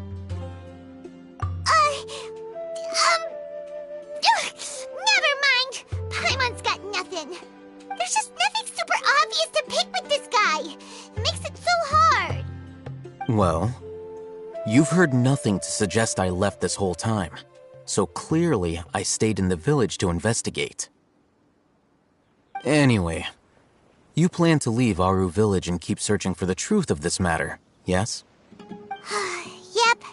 We're not gonna find out anything more by staying here, so we thought that we might as well take the search elsewhere. Enough with the silent treatment! No. I'm just surprised that you decided to team up with him. Alhaitham, you haven't helped us out at all ever since we arrived at Aru Village. Bold of you to question our choices. Yeah, you're all talk! While you were investigating, I had my own work to do, which I've now finished. Really? Paimon doesn't believe you. To be honest, we aren't really a team, so I have no obligation to inform you of my whereabouts. Not to mention that going separate ways allowed me to find some important information that you all had missed. Huh? Right here in the village? Correct. What did you learn? I'm going to take you to someone. But before that, you need to understand where she's coming from. What does that mean? How do you think the residents of Aru Village feel about what we're doing? In other words, do you truly believe every single word the villagers tell us? You mean some of them lied to us? Hiding the truth does not necessarily equate to lying. Again, these people have their reasons. Remember what Gandis said? Most people in Aru Village don't necessarily care which deity is in charge of Sumeru. That's because whether the Scarlet King or the Dendro Archon has power is of little significance to them. By contrast, the perils of their daily lives are ever-present concerns. They won't simply share everything they know with you without good reason. That's why you believed there was no further information to be found in this village.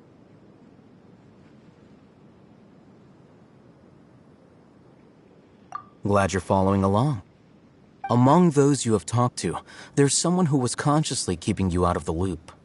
In fact, she's been observing your every move since you arrived. The reason being, to someone who only wants to live their life in peace, any external factors introduce unpredictability into the equation. Those eyes. Those fierce eyes. You look like a real fighter. Don't change the subject. It's quite obvious that she's intimidated by Sino's authority and strength. Right. You were asking about the Mad Scholars. She corrected herself mid-sentence because she's aware that there are Scarlet King fanatics in the village. If she sounds too friendly towards the village keepers, she could easily make herself the Radicals' next target. I think it's been a few days since I last saw them. I usually go to bed pretty early, so I'm not too familiar with what goes on at night. Remember? She made a point of denying her involvement in anything that occurs at night. But honestly, I feel quite sympathetic towards them. Even though they act a little strange, they've helped me in the past. If it weren't for them, my house would have collapsed long ago. After speaking to the village chief, it became clear that the village keepers had protected Aru Village at night.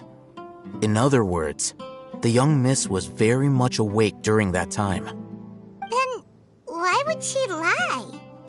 By getting involved with an outsider, she risks drawing unwanted attention to herself.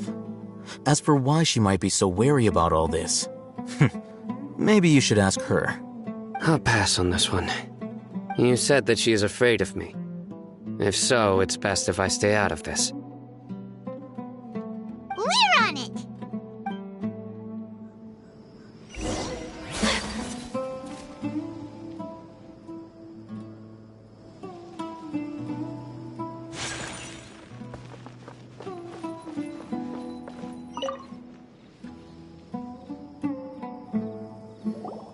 Miss Shawnee, as we discussed earlier, I've brought someone with me.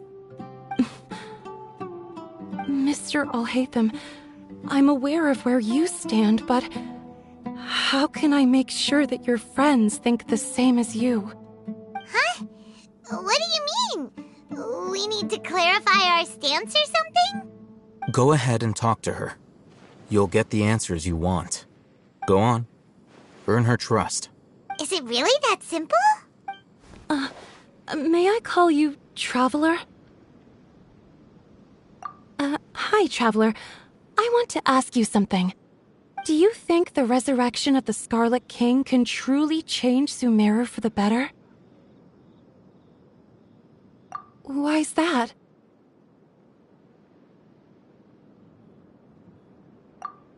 That's very similar to what Miss Candace says. I know you two are friends. That's why I'm willing to talk to you, even though I do have some reservations. Before, I wouldn't even have the courage to ask something like this. Traveler, do you believe our lives will get better?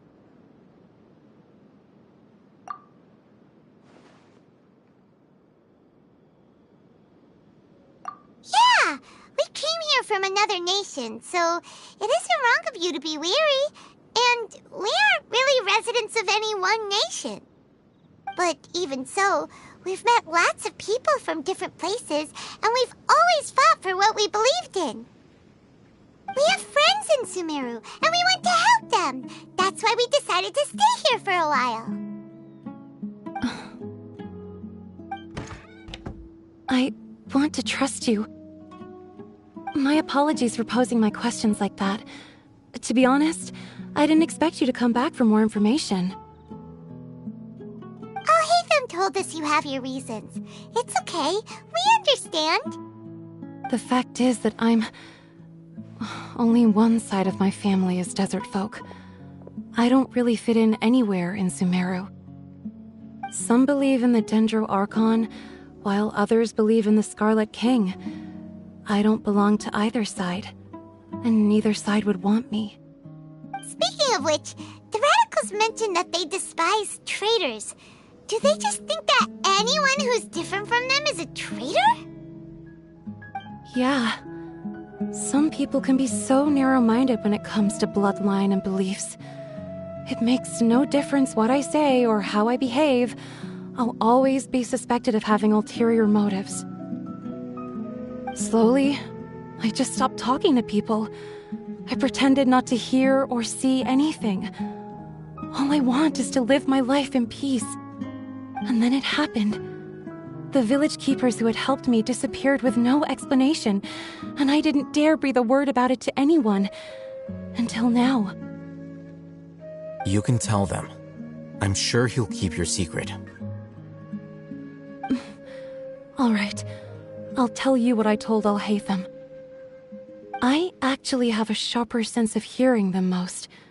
Sometimes, I hear strange crying sounds in the night. There are ghosts? Perhaps. I'm not sure. It's faint, but it's definitely the sound of crying. It comes from far away in the distance, and always carries very raw emotion. It used to be louder and more frequent, but ever since you arrived in the village, it doesn't seem to happen as often, and when it does, it's much quieter. I have to focus really hard to make it out. I confirmed this with the guards on night duty. They also have someone with a good ear, and he's heard similar sounds at night. But, because we're in the middle of a desert, he would rather believe that they are the cries of beasts than ghosts. There's really nothing around these parts, except for an old hospital not far from the village. I think they used to use it for treating Elazar, but it's been abandoned for years. Yeah, let's go!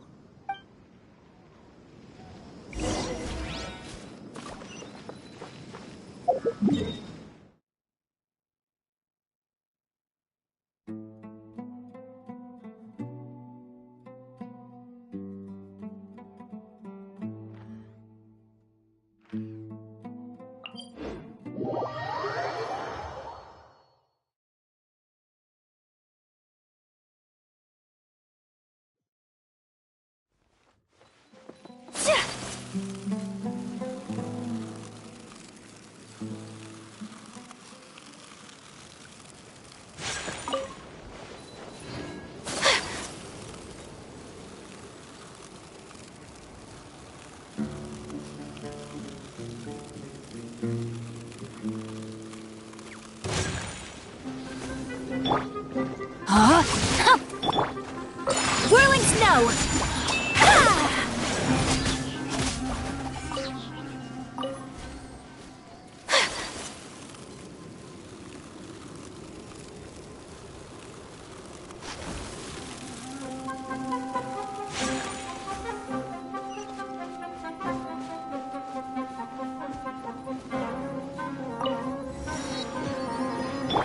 No, my sword!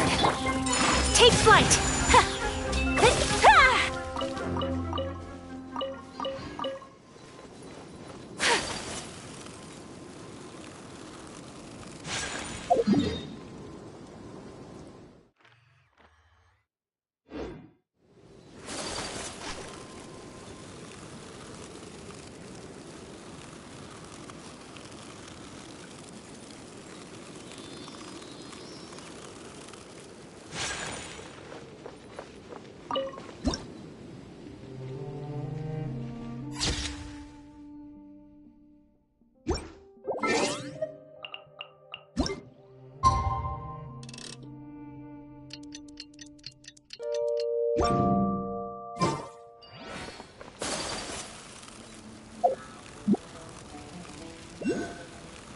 Oh, is this the place? It's... Ah! Monsters! Watch out! My apologies! Rain outlines your fate. Into the wind. Incinerate!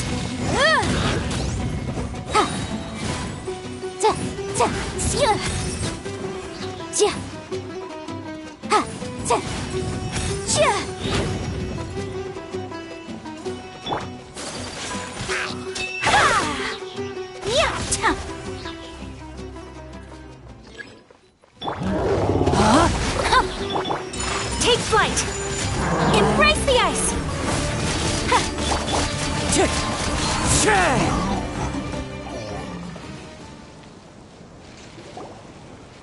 Whew.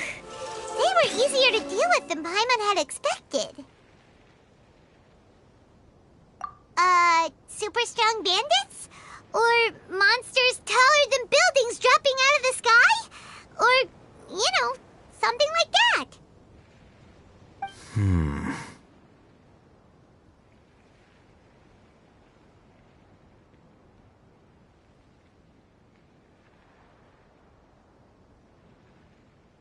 He looks super serious. We gotta stay on our A game too. This is the one.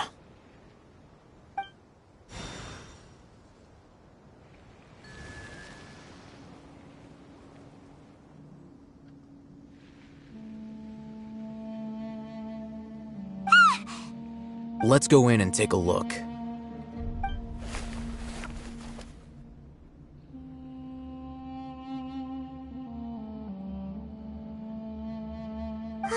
Hey, Hatham, we haven't found squat. Are you sure we aren't wasting our time here? Patience. Shawnee says she only hears the crying at night. We have time to burn. Until then,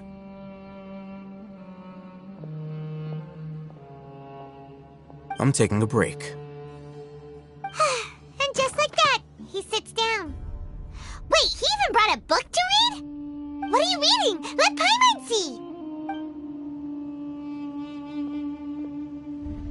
Okay, sure. Huh?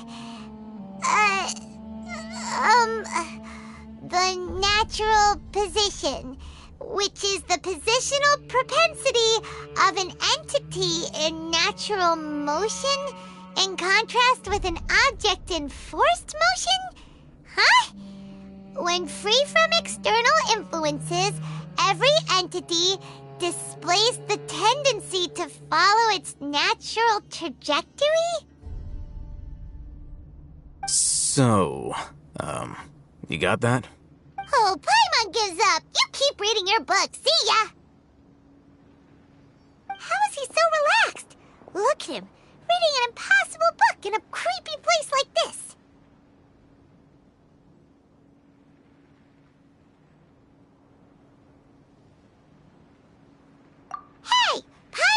of that travel guide. Paimon knows plenty of useful stuff already.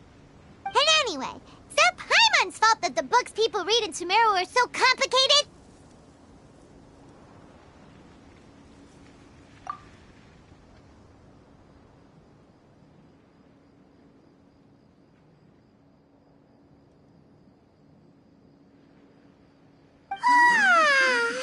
Paimon's getting so sleepy. Huh? What was that sound? There it is. It's coming from that direction.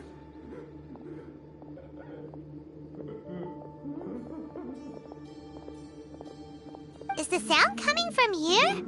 Huh. Paimon's not seeing anything.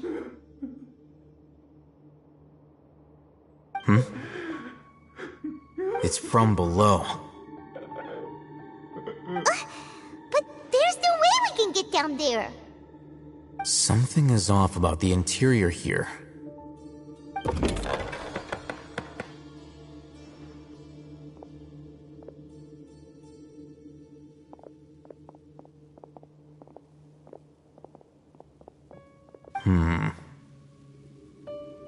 As I thought, there's a hidden structure. Wow. It's like they tucked another hospital into this one. Oh, it looks like there are other mechanisms around here. Let's keep exploring.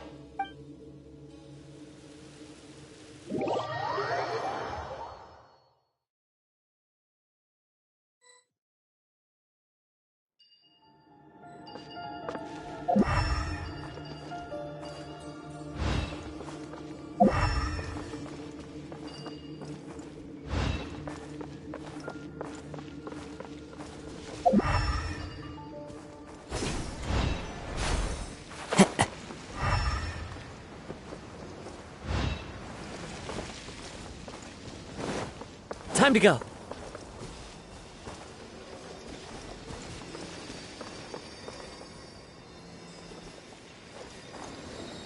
Wind Strider.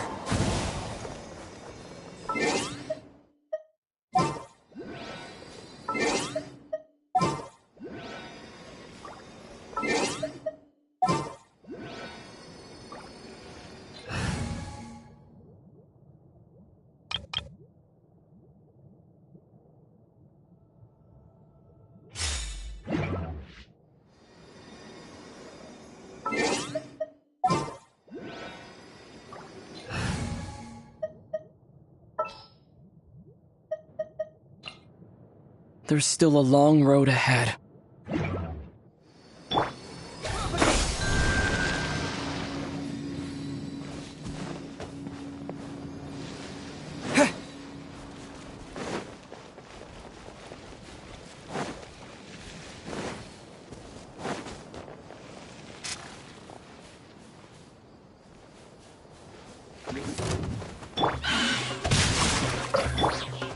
Whirling snow! Yeah! Ha! Ha! Yeah! Yeah!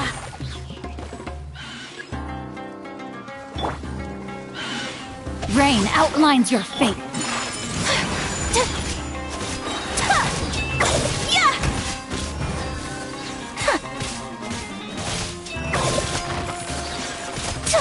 Take flight!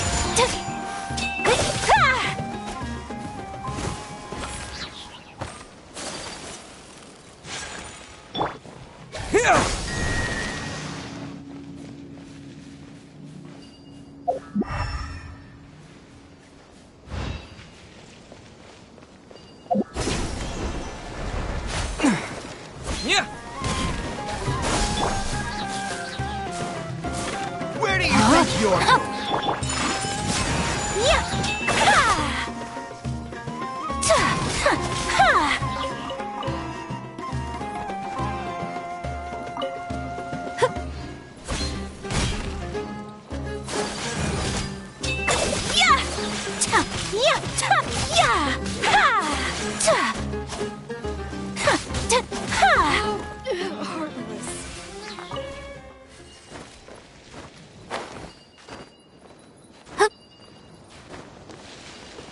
Close enough. Rain outlines your fate. My apologies. Yeah!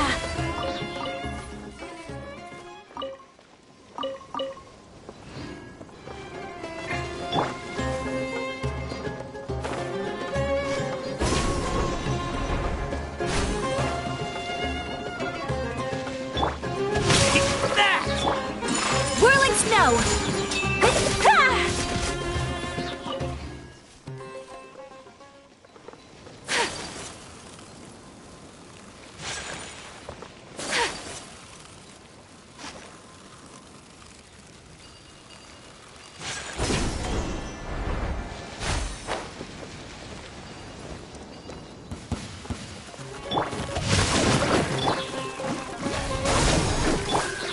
Take flight!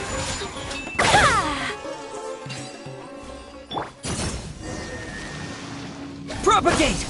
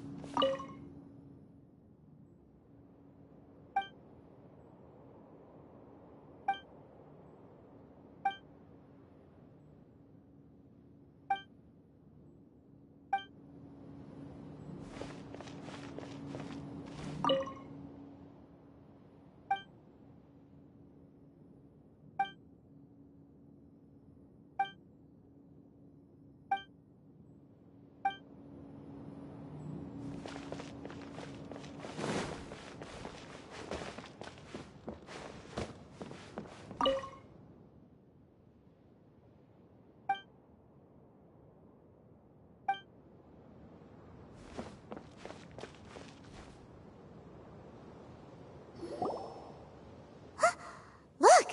There's someone over there! Good idea. Let's approach him slowly without alarming him.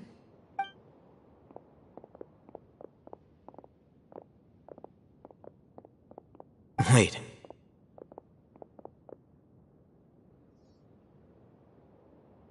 You're...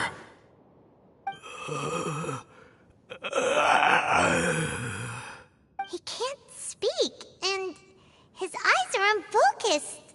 But he looks too young to be anyone's grandfather. Also, why is he the only one here? Didn't expect to see him here. You know him? He's Razak, a senior of mine at the Academia. He's a scholar too? Is he the kind that holes up in a forest and mumbles stuff about training? No. And that's the problem. Razak was never involved in any of those things. He never trained in the forest, let alone reach Satyavada life. Leaving that question aside for the moment, him being here alone means that we might be too late. Looks like they've already taken everyone away. For whatever reason, they left Razak here. Perhaps they simply didn't have time to come back for him.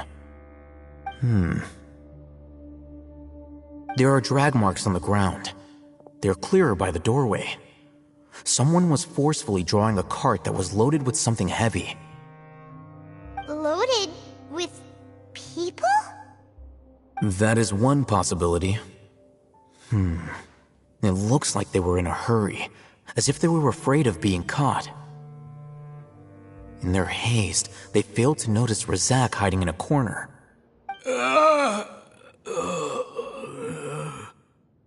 The symptoms are identical. Looks like we found living proof. Huh? Why do you say that? Allow me to jog your memory. Recall your time at Port Ormos. Don't you think his symptoms look familiar?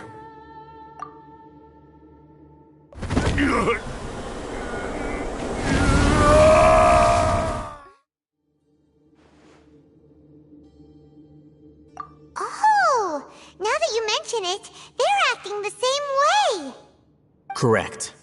The Academia is behind all of this. It isn't difficult to deduce their rationale.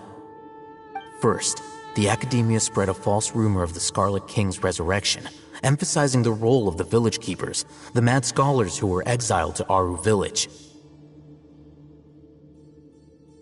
These rumors were all the persuasion that the radicals needed, and those based in Aru Village leapt into action.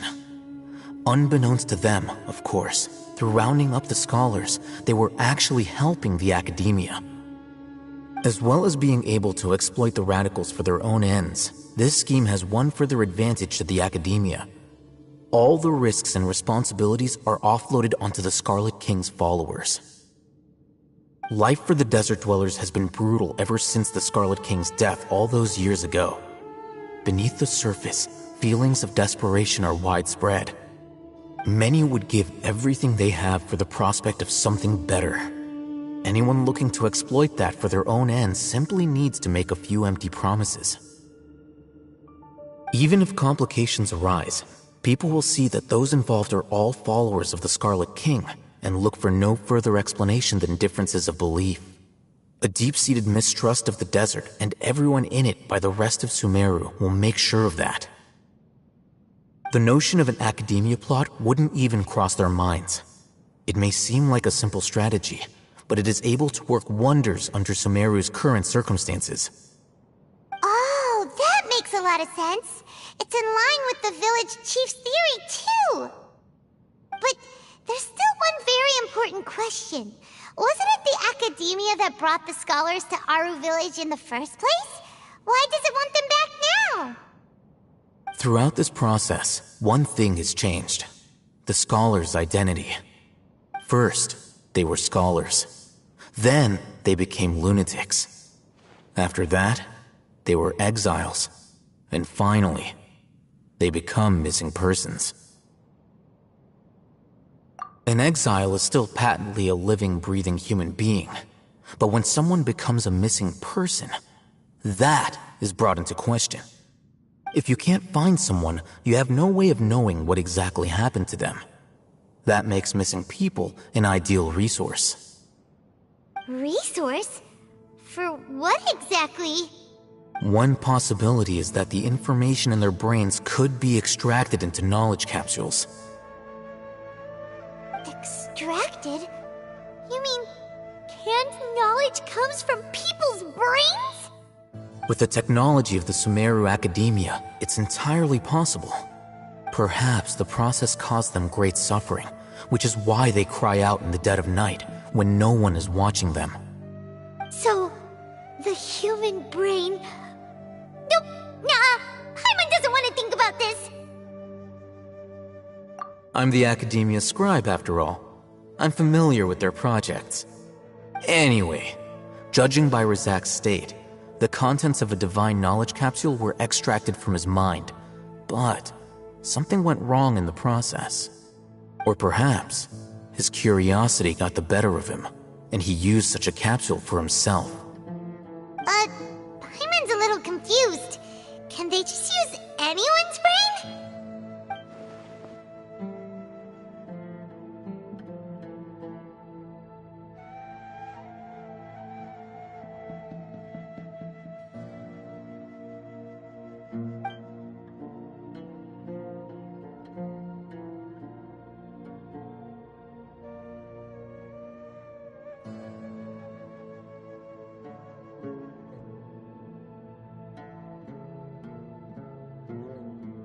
The look on your face tells me you've realized the answer.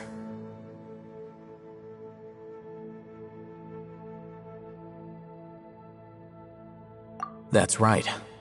To some scholars, gaining knowledge about the gods is their entire life's pursuit. Extracting canned knowledge is just one of the extreme measures they turn to. However, I can't help but wonder, what do they seek to gain from divine knowledge? The Academia is going out of their way to look for forbidden knowledge, but what is their ultimate goal? I've spent quite some time trying to analyze the contents of the divine knowledge capsule, but to no avail. It seems like my way of thinking is too different from theirs. You mean you're not even slightly interested in getting your hands on this forbidden stuff? All scholars seek to expand the horizons of knowledge. But I'm not particularly interested in gods, so I don't share their degree of zealotry. Extracting information from people as if they were lifeless objects? If this is the direction of academic progress, then the academia may as well shut its doors. Sounds like you're really against all this. Of course. The academia's actions run contrary to their rules. Whether it be academics or knowledge, everything has its boundaries.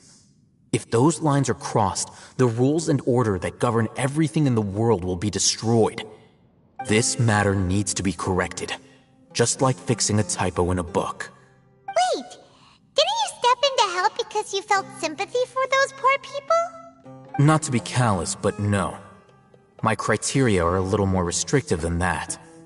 There is no shortage of suffering in Sumeru, and the same can be said for the rest of Teyvat as well.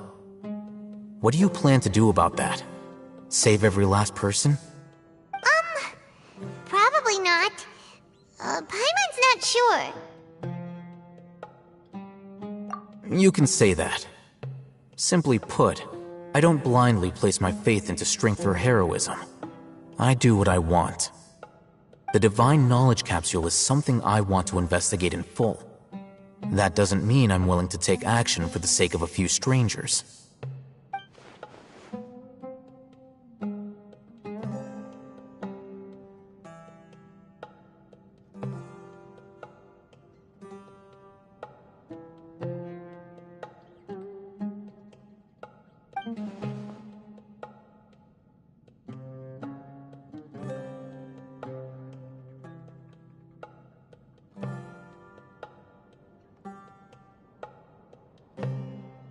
Paimon's been wanting to say this for a while. There are a lot of bad guys in the academia, but you're not one of them. You're their weirdo. You're probably right.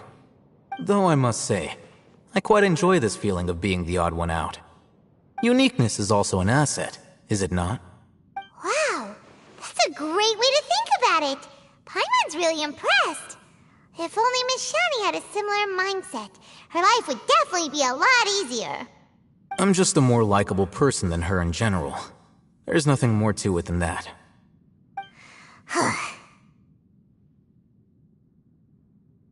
He won't last long if we leave him here. Let's take him with us. We'll work out our next step after we return to Aru Village.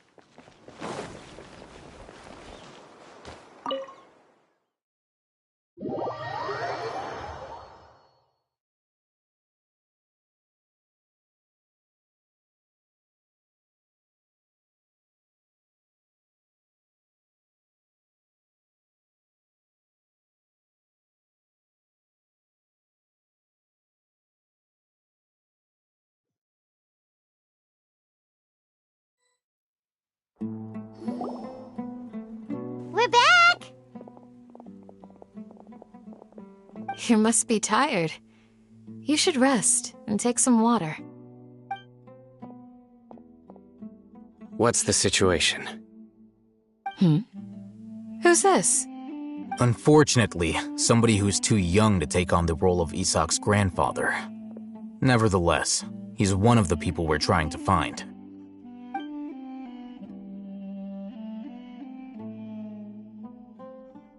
So, at one point in time, the abandoned Elazar Hospital served as the Academia's site for extracting divine cant knowledge. Yep, pretty much. Their plan must have been implemented at some point before we arrived at Aru Village, since divine cant knowledge has been in circulation for a while now. Yet, they fled once we were headed to the village, almost as if they knew we were on their trail. Why is that?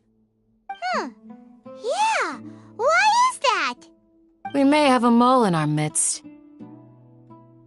One of us could be secretly revealing our whereabouts to the Academia.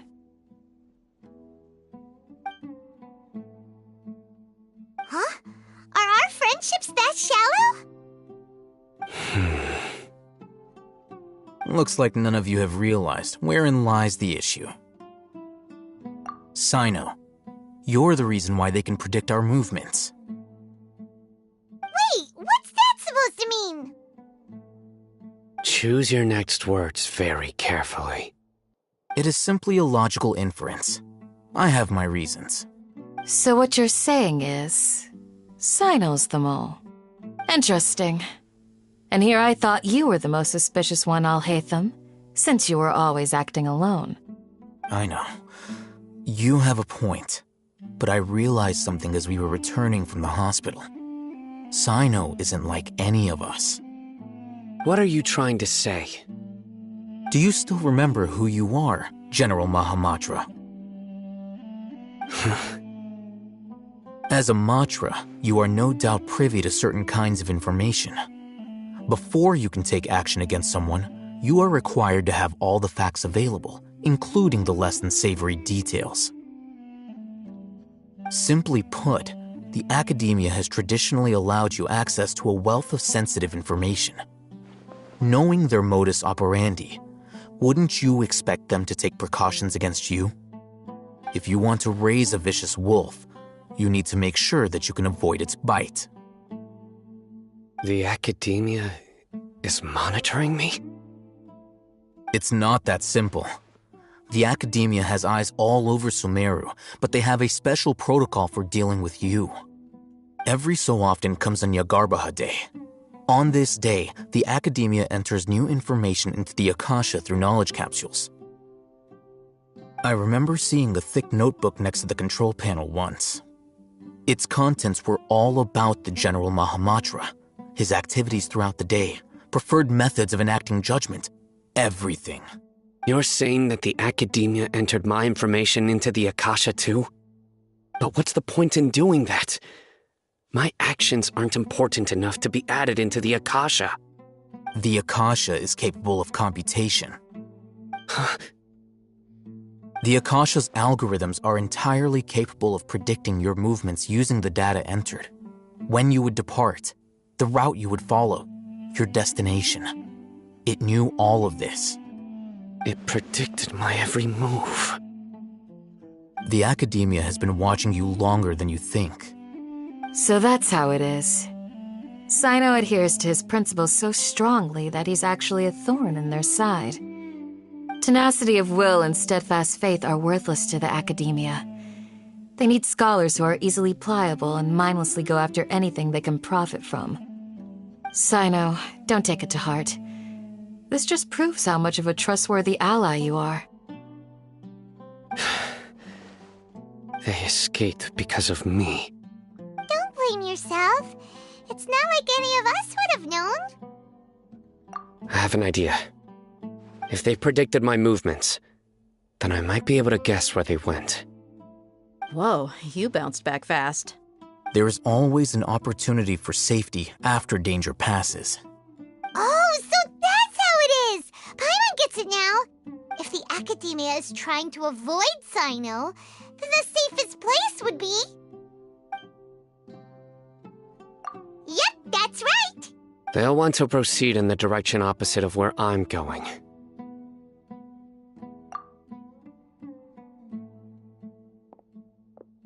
I must go.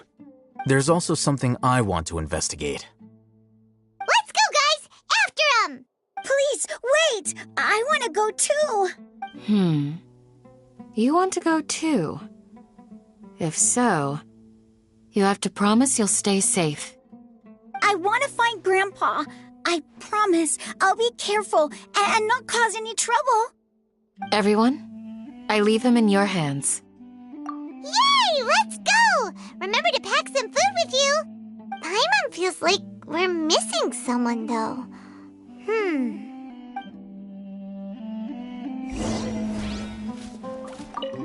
I'll be awaiting your good news.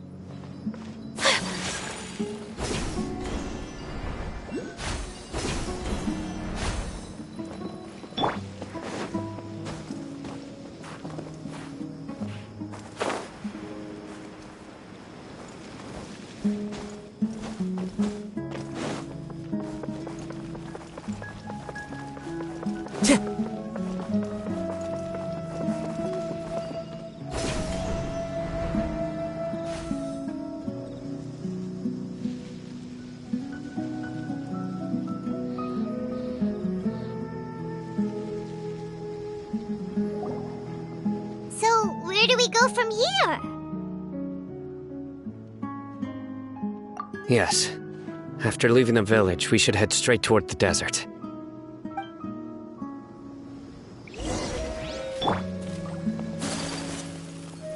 I know the desert like the back of my hand. Is that because you play here a lot? Yep. One time, Grandpa almost got lost in the desert, but I was the one who brought him back. There's something here. What's this? It's buried in the sand.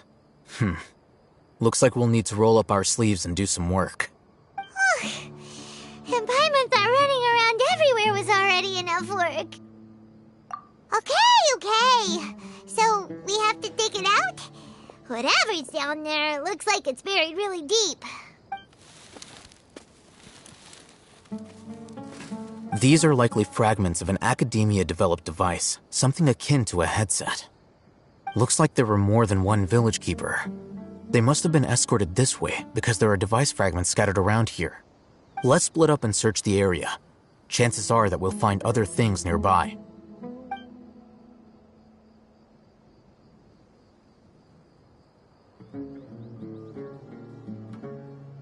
Is this what we're searching for? It looks kinda scary. This is definitely a device used to extract divine knowledge. How did it end up buried in the sand? That can't have been part of the plan. They must have been attacked along the way. Wait, what? Grandpa, I hope you're okay. Don't worry, your grandpa's gonna be fine. Razak didn't display any signs of starvation or dehydration, which means that they left fairly recently. We should be able to catch up. One more thing. Given that the device had been entirely covered by sand, I believe the attack must have happened prior to the sandstorm. Let's keep going. They can't have gone far.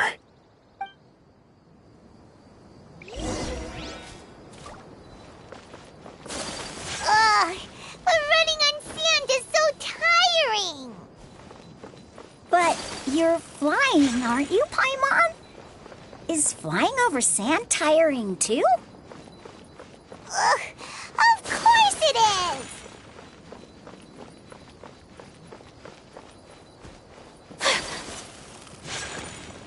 Voices, over there. It sounds like an argument. Whoa, you have really good ears.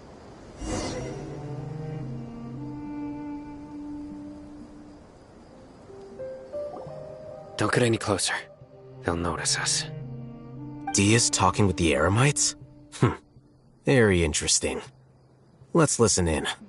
If you had informed me sooner, there'd be plenty of room for us to... You're one of us. We would never lie. Scholars. You don't know as much as I do. Need me to... I knew it. That's our Dia. Dia? Why would you... Dia! Hey, what are you doing? Huh? Didn't you say you'd help me find Grandpa? Why are you on their side? Well, look who's here. Ain't that something? This complicates things. You've betrayed Aru village?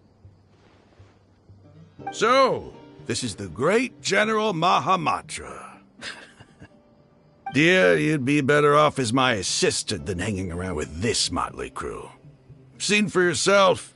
I have the means and methods, and my ideals are far more admirable than theirs. I'm not the type that's easily swayed, Raman. You of all people should know that. Wait, what's going on, Dia? Whose side are you on here? Shut it, Paimon. It doesn't matter. Whichever side you pick, nothing could deter us from the grand mission of resurrecting the Scarlet King. Once our Lord of Old returns to this land, we will have a new beginning. Face the facts, Raman. It's not gonna happen. You should understand that more than anyone. Have all your years as a merc taught you nothing about placing hopes in a ruler? I'm a desert dweller and a proud follower of the Scarlet King.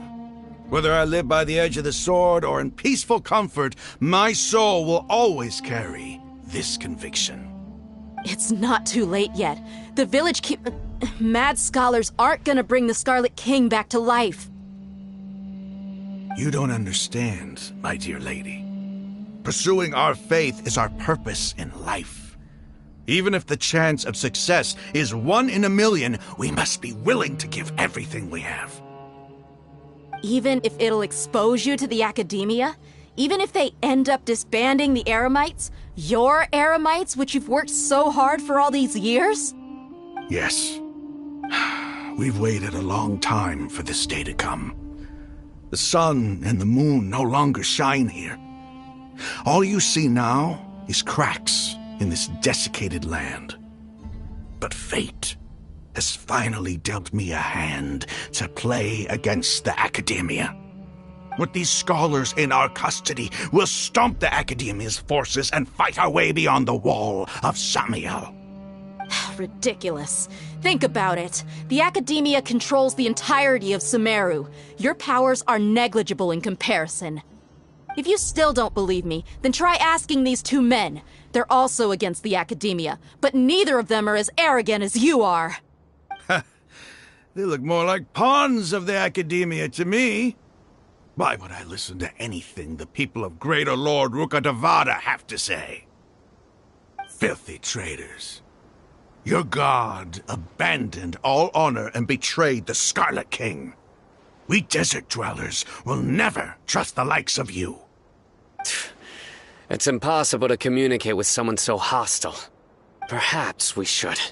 Do you really believe that by kidnapping the scholars, you'll be able to negotiate with the Academia?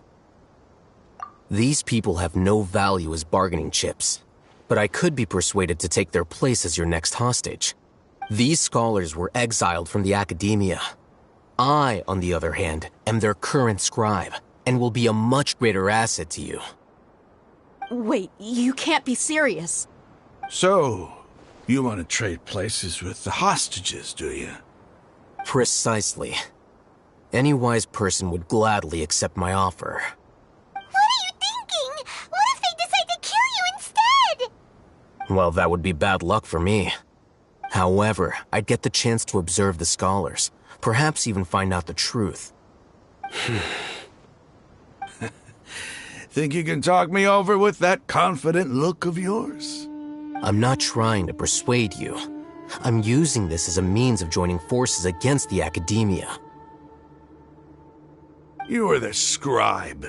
What do you have against the Academia? Not all desert dwellers believe in the Scarlet King, and the same applies to the Academia. Why must all knowledge seekers approve of the Academia's way of doing things? You Academia scum. Every last one of you is nothing but a hypocrite, just like everyone else on the other side of that wall. I've made myself clear enough. I won't listen to another word from the Dendro Archon's people. Not so fast. I'll hate them. Do you stand by everything you just said? I never make empty promises. You know you're making a dangerous decision, right? I do. Good. Raman, hear me out. These people are my friends. Maybe you can't take the followers of the Dendro Archon at their word, but what about me? Do you trust me? We've known each other for years. Of course I do. In that case, I'm willing to vouch for their honesty with my right arm. Come on, Raman, don't be a coward. If you're serious about taking on the Academia, you need to steel yourself. You can't be afraid. An arm from the Flame Mane. You've piqued my interest. But what if you refuse to oblige? What should I do then? No one's a fool here, Dia. We're mercs. And mercs don't tend to live long unless they have their wits about them. You're not wrong, but this is different. I promised my friends that we'd bring back the village keepers together. Let's do it right here, then. Give me your right arm as proof of your resolve. Don't listen to him! He's not even trying to negotiate! He just wants to make things more difficult! That's fine. Are you crazy? We came here to save lives. One arm for that many people is still a pretty good deal, if you ask me. Raman, I'm holding up my end of the deal here. You'd better not let me down. Sure. Go ahead and cut off her right arm. No! Dia! What are you gonna do? Think of something! You don't have to go this far. That's not for you to decide. Do it!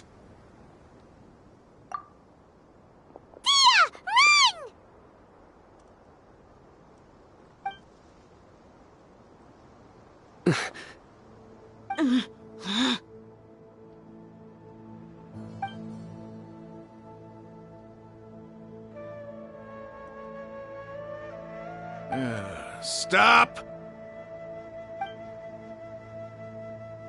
What's wrong? Can't do it? Flame Mane, you and I are both desert folk. Cutting off your arm is no different than cutting off my own fingers. Where's the sense in cutting my own kin to pieces? You've shown me that you're serious. Go on now, take your friends and leave. Meet me in the desert at noon tomorrow.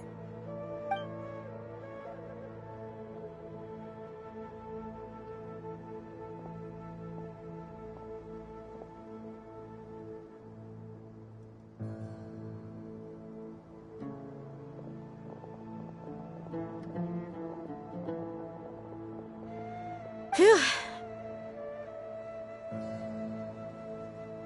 I was really counting on him not going through with it.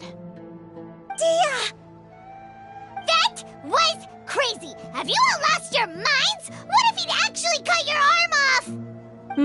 Then I just have to hold my claymore with my left arm.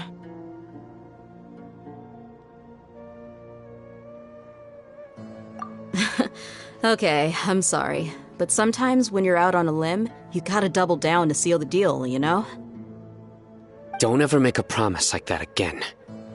I can deal with the likes of them. If it came down to it, you would not lose to them either. I don't doubt it, Sino. But this is about more than me and them. There's a lot more where they came from. Even if we got rid of one bunch of radicals, there are others out there. Wiping them out would do more harm than good. As you wish. I'm sorry, Dia. I should have stayed put and listened. I should have trusted you. It's okay. I promised you I'd help find your grandpa, so I'll do whatever it takes. Whatever it takes? You just might be scholar material. Huh? Are you serious? The Eremites once said that I was a lunatic. Perhaps a little madness is essential to be successful in research. Why does it feel like he's using his praise for me as an excuse to brag about himself? Okay, let's get moving. We should head back to the village and rest up.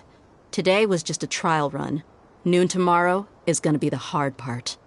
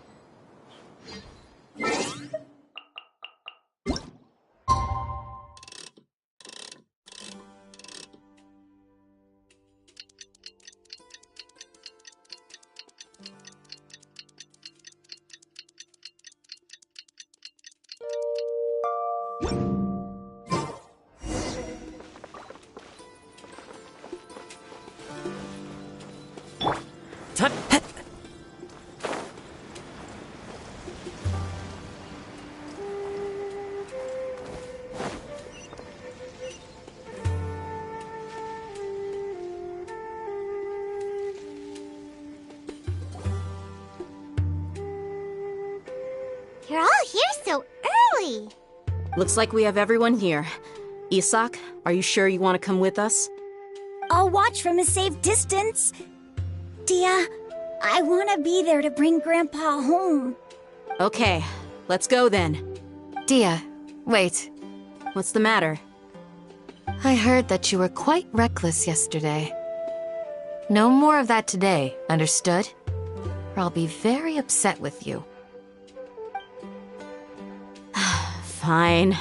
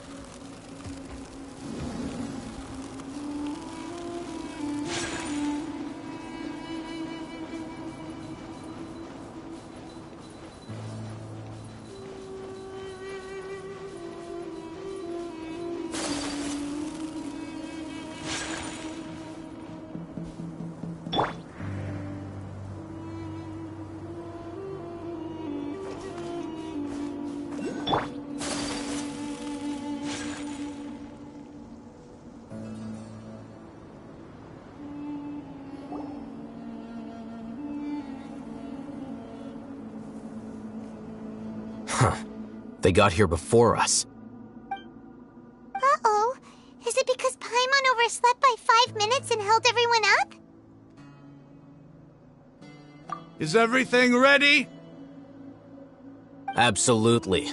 Although, you brought fewer people than I imagined. Bring him over. Grandpa! Why is there only one of them? Raman, I've always thought of you as a man of his word. What's this about? It's a one-for-one exchange. Sounds fair, don't you think? And let me put it this way. Agreeing to any kind of deal with the Dendro Archon's people is already a huge compromise on my part. Don't you think you've asked enough?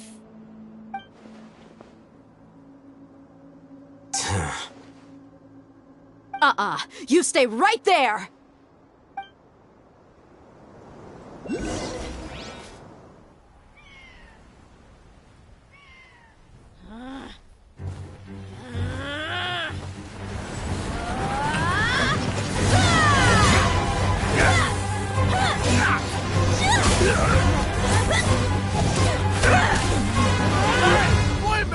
what do you think you're doing? Grandpa! Don't you see this blade here? You coward! Why are your hands shaking? Wait a second! It's a earthquake! Grandpa!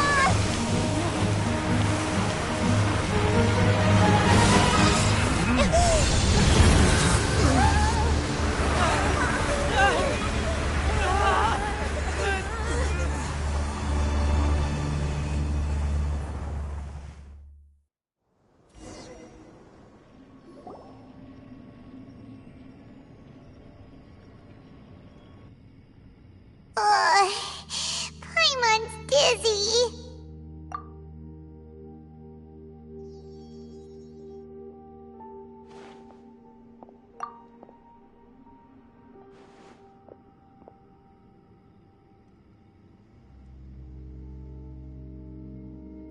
This day's going just great.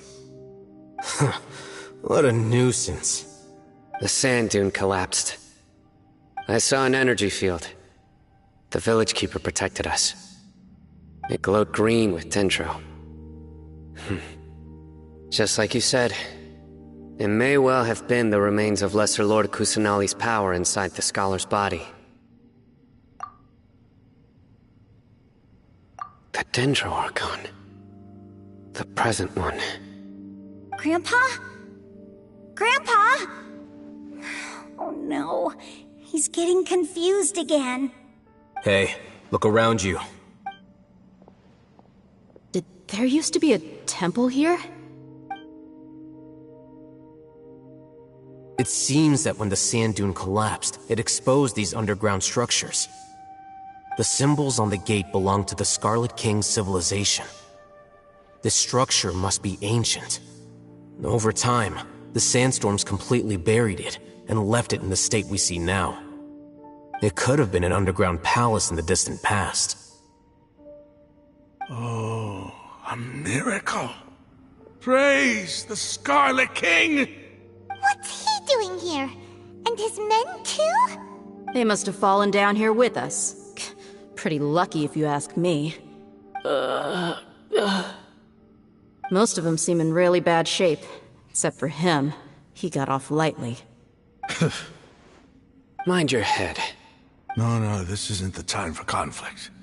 Our exalted lord has shown us the way to his sacred palace.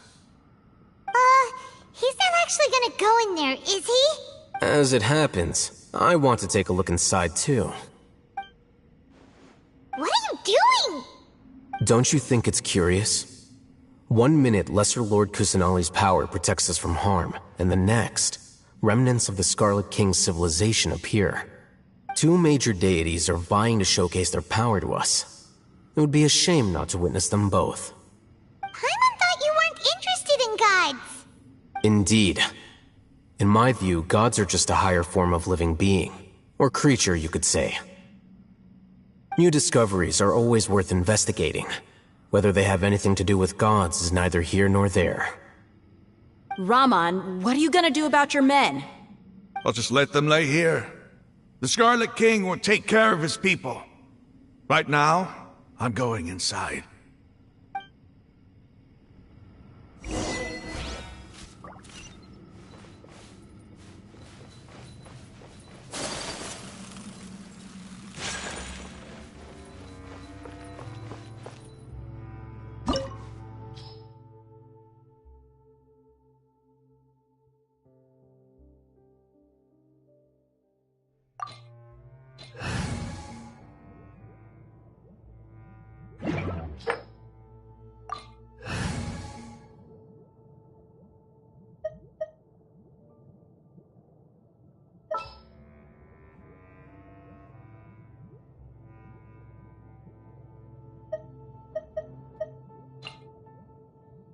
Behold, the Prinzessin der Vertalon.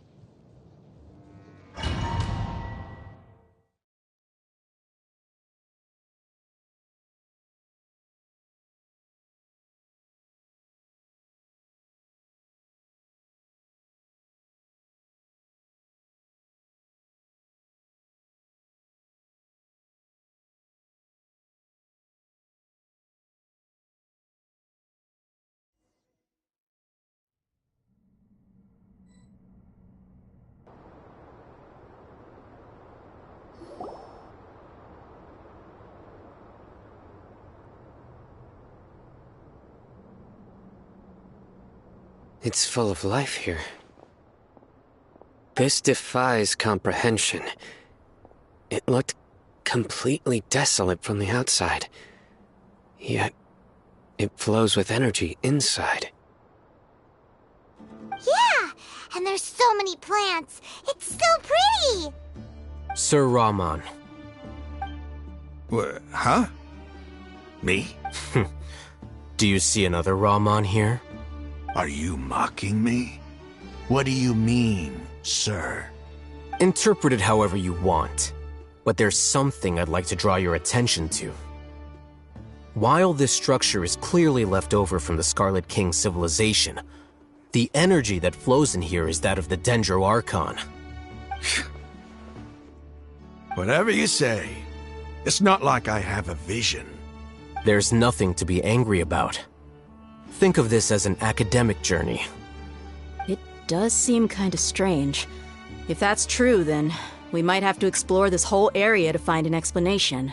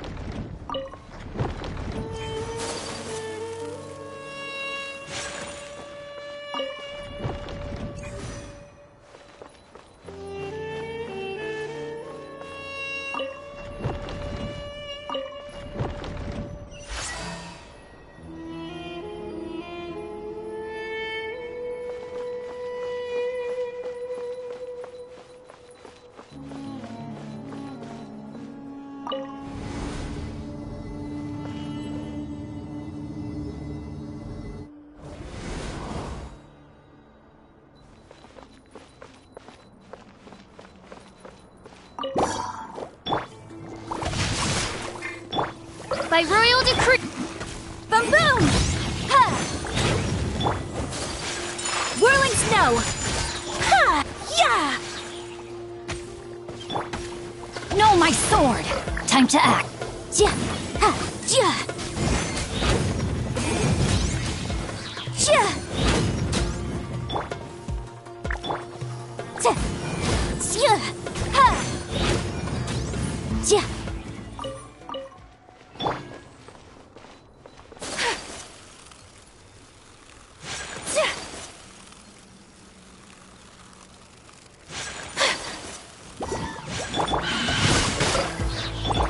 My apologies! Ha! Yeah! Kamisato art! Sometsu! Whirling snow! Yeah! Ta!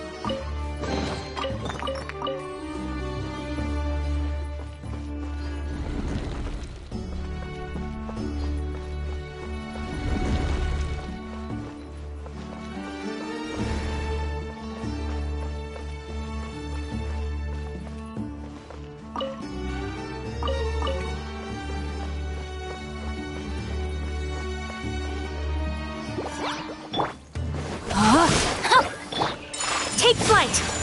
Ta! Yeah! Ta! Ha! Yeah! Ha! Ha! Ta! Ta! Ha! Ha! Ta!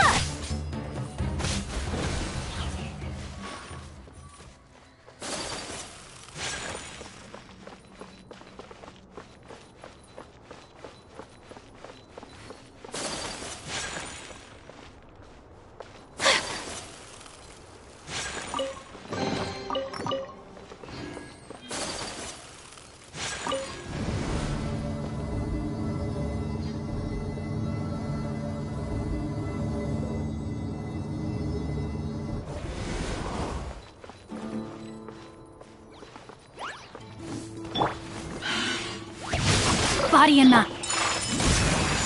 Yeah! Yeah! Witness the power of Go. Yeah! Ha! Whirling snow! Ha! Ha!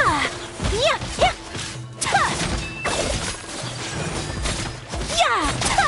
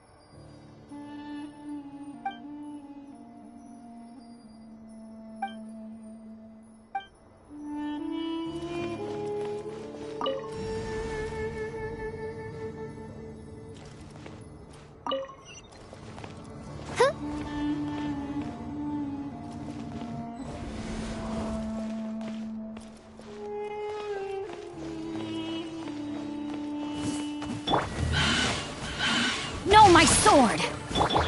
My apologies! Yeah! Ha! Yeah! Yeah! Yeah!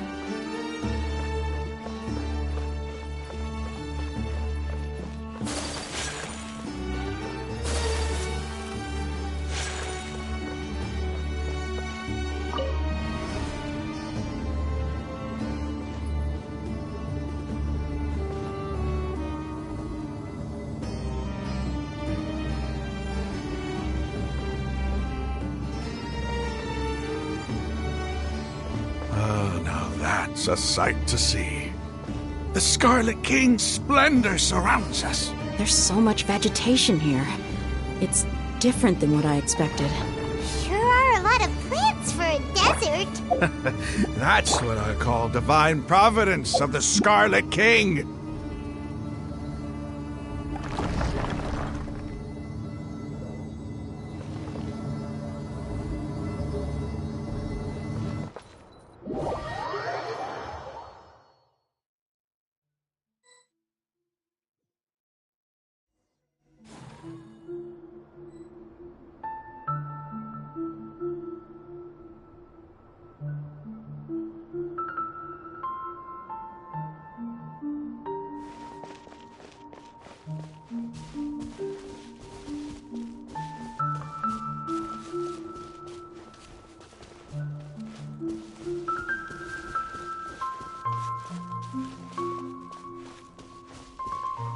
It's getting brighter!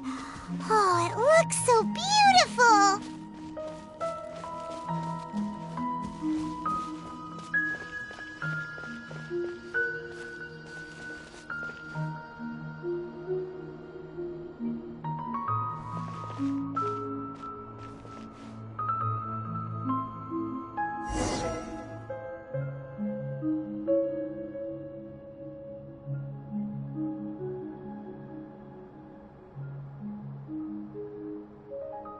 Wait. What's that? A load of flowers. And it looks like there's something among them. Oh, these are Scarlet King runes. They left something behind. Yes. It's an elegy written in an ancient script. What does it say? Here lies our faithful priest Kasala. His wisdom is a miracle among the people, deserving of high praise and admiration. You can read ancient Scarlet King script? Of course. Every student needs to master at least 20 languages before they graduate. He's not serious, right? There's still something off about this place. The elemental energy here is too concentrated. The scent of life. Is it trying to tell us something? Is this it? Analyzing.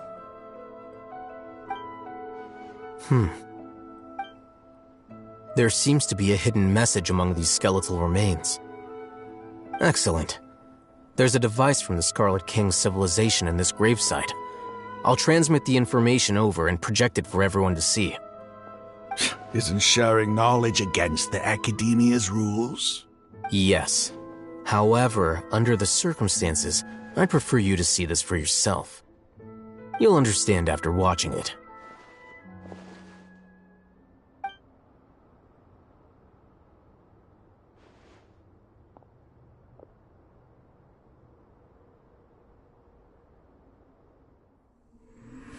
Civilization is born of knowledge, but so too can knowledge be its demise. A disaster caught us unaware. It was knowledge that did not belong to this world. The Scarlet King brought this forbidden knowledge into our world, and it quickly spread like a plague. People's minds were filled with crazed whispers. Dark gray scales spread across their bodies. Even the land was stripped of its vigor. Only a desperate, deathly silence remained. Were it not for greater Lord Rukkhadevata from the forests, the damage would have been irreversible. She summoned the priests to build temples and infused into them the divine power of life. The disaster was miraculously tempered, and the embers of our civilization were preserved in Aru village. Alas, the miracle could not last. As long as forbidden knowledge continued to exist, it would forever blight this world. In the end, the proud king of the desert, my eternal lord, chose to sacrifice himself. I have spent my whole life since guarding one of these many temples. But now, my duty is coming to an end. As I close my eyes for the final time, the sight of that noble deity will appear in my vision once more. In helping the Scarlet King to eradicate forbidden knowledge, she exhausted her strength, and her form became that of a small child. How strange. Now that I think of her, I no longer have any fear of death, for I sense that the spirit of life will abide with me during my eternal sleep. Children of the desert, cling no longer to past grievances, but hold tight to the memory of this act of benevolence. What was that? The priest's memories. No, impossible. Greater Lord Rukkhadevata. So the former Dendro Archon and the Scarlet King were never enemies at all. But this doesn't make any sense. The Dendro Archon's followers, they're clearly... Was that the former Dendro Archon? She became so tiny in the end.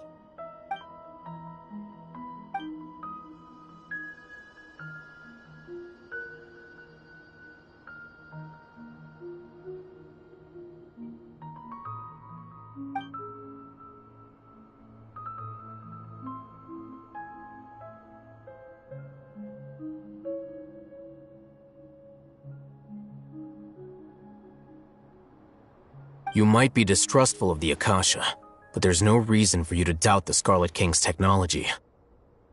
You've just witnessed his priest's last words. I've never heard about any of this before. The surviving followers of the Scarlet King all gathered in Aru village. Our god did not make mistakes. We refused to believe any of the rumors. The Scarlet King's death, the all but total annihilation of our civilization, it was all Greater Lord Rukkhadevata's doing. We saw her as nothing more than a traitor, who stabbed us in the back in our moment of crisis. Just like us humans. Fighting, feuding, double-crossing each other to survive in the desert. You were blinded by your prejudice.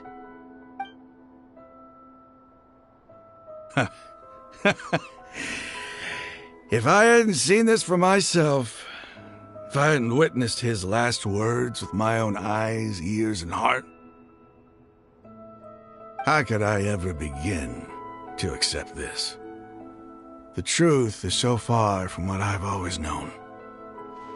Am I really supposed to believe that after all these years, all this time seeking revenge, suddenly now my enemy is my savior? Raman, that's enough.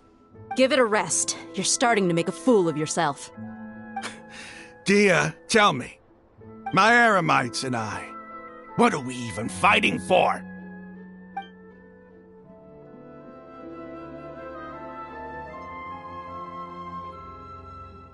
Hey, how you doing? I'll live. Thanks. I should probably go. Can't just stay here forever. What's your next move gonna be? Oh, I know what you're going to ask. I feel deeply ashamed of everything I've done. You'll get everything you're asking for. But please, give me some time. After everything that's happened here today, somehow I need to explain it to the others. It's not gonna be easy. Well, I guess that's for me to deal with. Dia, this is where our camp's located. Make a note of it. When would be a good time for us to go? Tomorrow. I'll convince everyone that we're all on the same side. And I'll return every last one of your your village keepers. We'll share our other resources with you, too. You seem to finally understand that our true enemy is the sages. Yes. The gods never gave up on anyone. It's the people responsible for all this that need to face the consequences of their actions. That must have been rough, but he seems to have figured things out now. Ramon's no fool. Being the leader of your own faction in the desert is no easy feat. It's too bad he was held back by his belief in the Scarlet King. But now that that's changed, I guess we have a few more people on our side. The outcome, at least, is favorable. We should get going too. Let's head back, have a proper meal, and a nice, long sleep. We'll need all our energy tomorrow.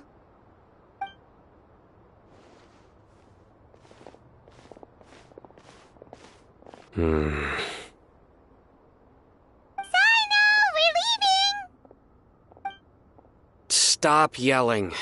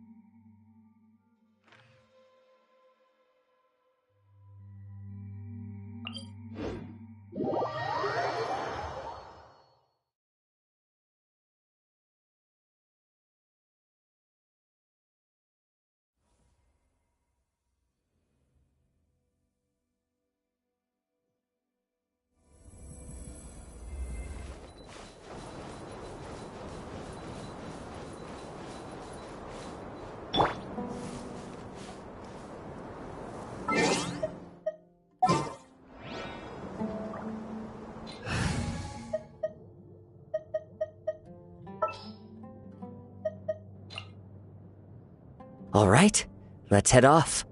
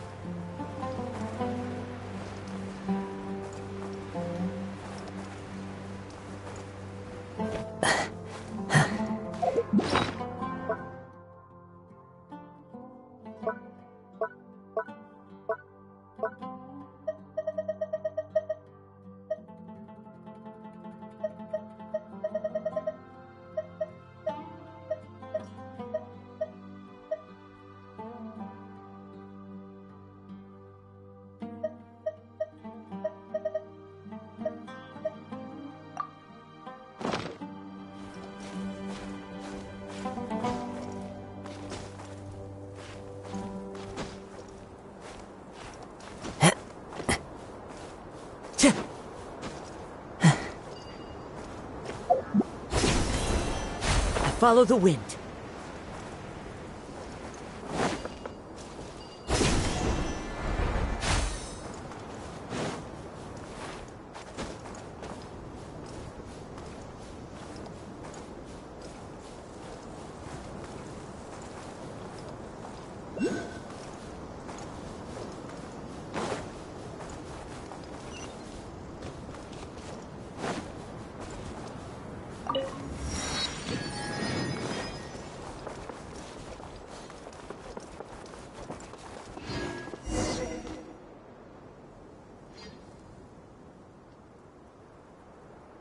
It's all good. Whatever the boss says.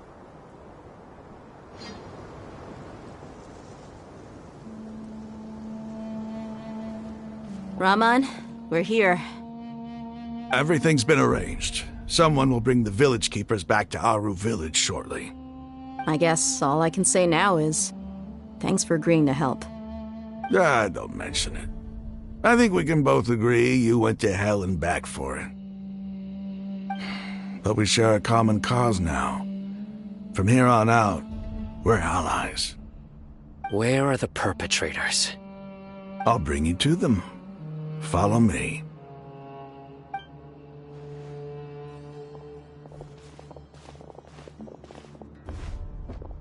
So these are the people who kidnapped the village keepers. Oh no, it's the scribe! There's no need to yell. No one can help you now. We've been all over the desert trying to find you! That's right.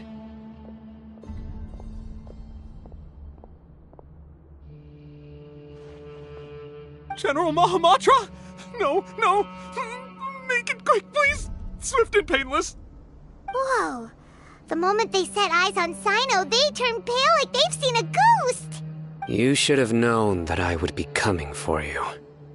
Wait, we were just following orders! You know what I'm talking about, right? There's no way we could have done all this by ourselves! No, not Sino! He's gonna tear us limb from limb! I could do worse. Please have mercy! Start talking. Otherwise, I'll have to resort to other methods. So, your superiors have kept you quite busy recently. Why? What are they trying to accomplish? They wanted to extract canned knowledge. Don't play dumb. You know what I'm really asking. They extract divine canned knowledge. Then what? I really don't know how to explain it. Well, you better start talking or you'll be sorry! You don't want to make things any more difficult for yourself, do ya? Be my guest. Huh? Uh-huh. That sure didn't sound like a fancy metaphor or anything. You're serious, aren't you? How did you know? There's no use hiding it now. Yes, you're right. The Academia is working on an important and potentially world-changing project. They are creating a new god. A god that will belong to them and to the people of Sumeru. It may seem as if Sumeru's academics are thriving, but ever since the death of Greater Lord Rukkhadevata, scholarly breakthroughs have been few and far between. The withering of Irminsul has been getting worse recently. The sages have tried everything they could think of, but nothing's worked. I'm always hearing them say things like, if only Greater Lord Rukkhadevata was still with us. Continue. And then, someone from the Fatui showed up. They called him the Doctor. He brought a gnosis and said he wanted to borrow the Academia's research facilities. The Doctor was previously expelled from the Academia. At first, the sages looked down at him in disdain. But when he said those words, everyone's expression changed. He asked them, "Do you wish to create a god?" This is what the arrogant ignorance at the extreme end of academia looks like. First, the Academia spent a long time constructing a divine vessel, which was based on an exquisite humanoid puppet. After that, they harvested dreams via the Sebzerus Festival Samsara, maximizing the Akasha's output. With the Doctor's help, and the Akasha now functioning at maximum efficiency, they were able to use it to extract the power from the Gnosis and convert it into a divine core. Next, they decided that their new god needed to possess divine wisdom. For that to happen, they needed a huge quantity of divine canned knowledge. It adds up. But how do you determine whether the knowledge extracted is of divine origin? Call it an educated guess? The Academia has been trying to figure out the exact source of the scholar's madness for centuries, but to no avail. Nobody can explain the cause of this phenomenon. Surely you can see what that implies, Scribe Alhaitham. If it's knowledge no mortal can comprehend, then it must be something only gods are able to decipher. In other words, it's the source of the God of Wisdom's omniscience and omnipotence.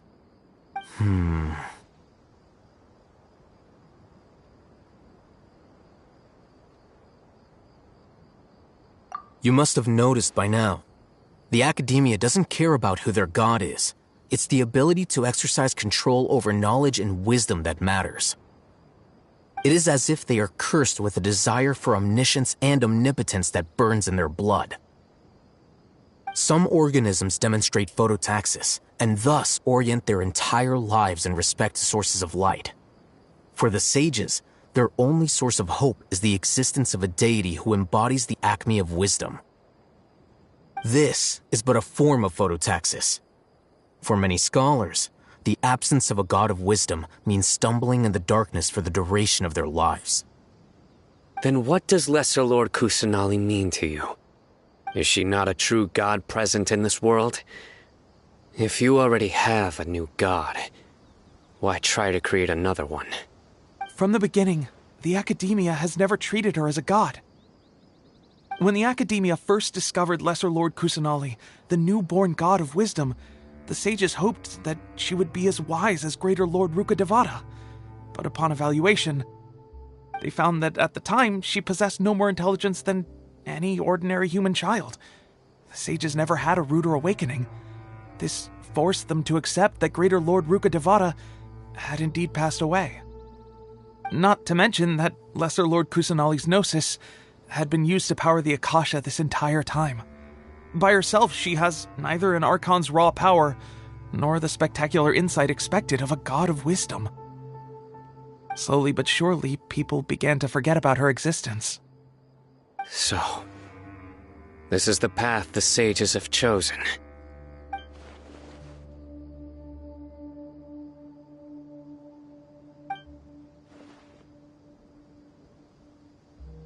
All right, let's try to keep our cool.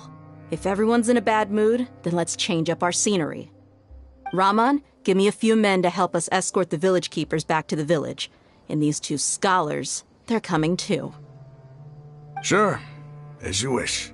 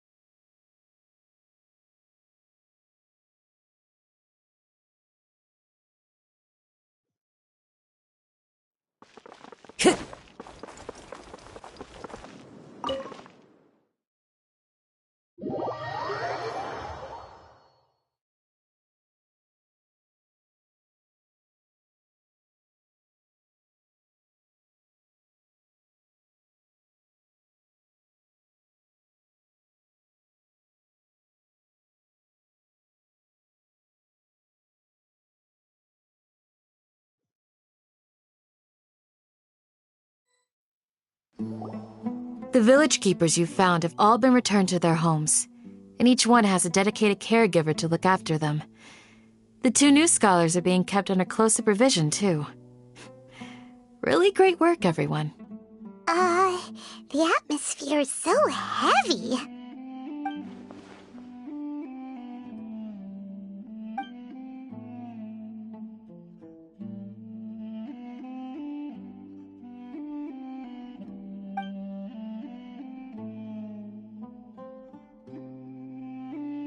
Hey! Say something! Stop spacing out! Come on, is there nothing left to talk about? In that case, let's all get some water and try to think about something else. Or I can go fetch some snacks. Oh, Paimon's so coming with you! Do you have any plans, Traveler? Gods above, you're not talking about work, are you? So you were still withholding some information?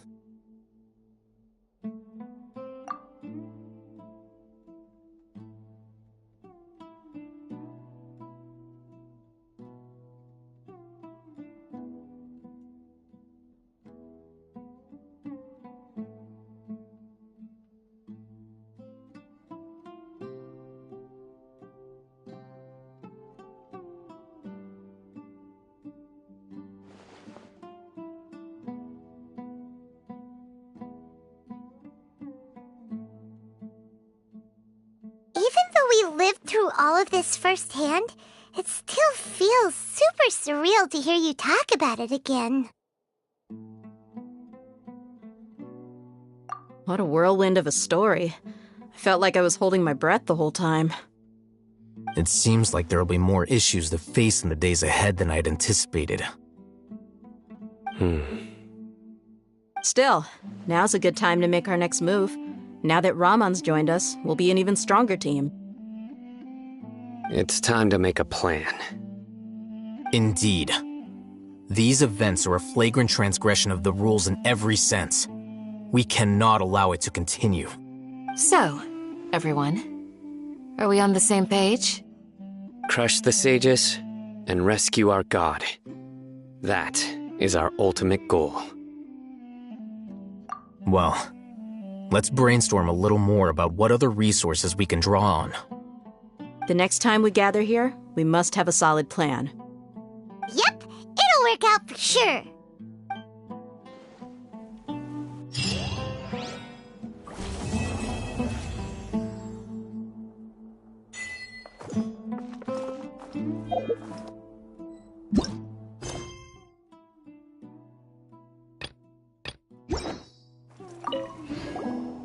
Don't rush.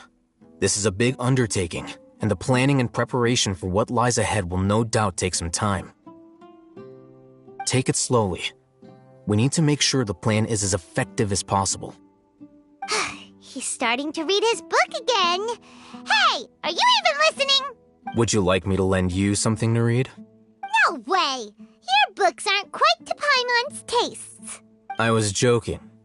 I know my books are far too difficult for you, and I have no intention of lending them out. Ugh, you're so annoying!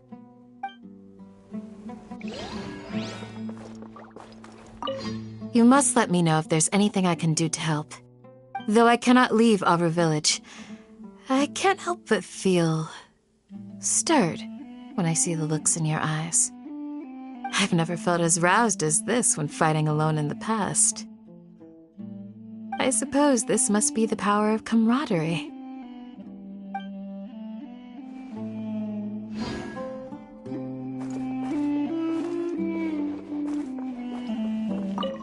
The past few days have been some of the most challenging work I've ever taken on.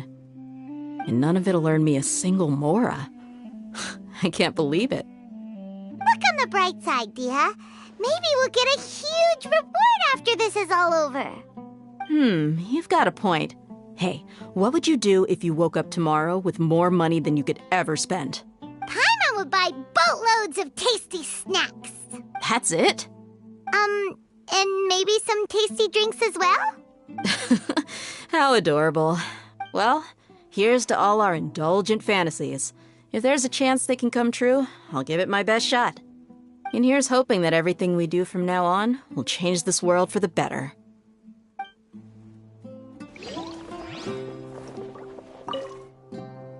In the past, I never imagined that even the gods could suffer from hardship.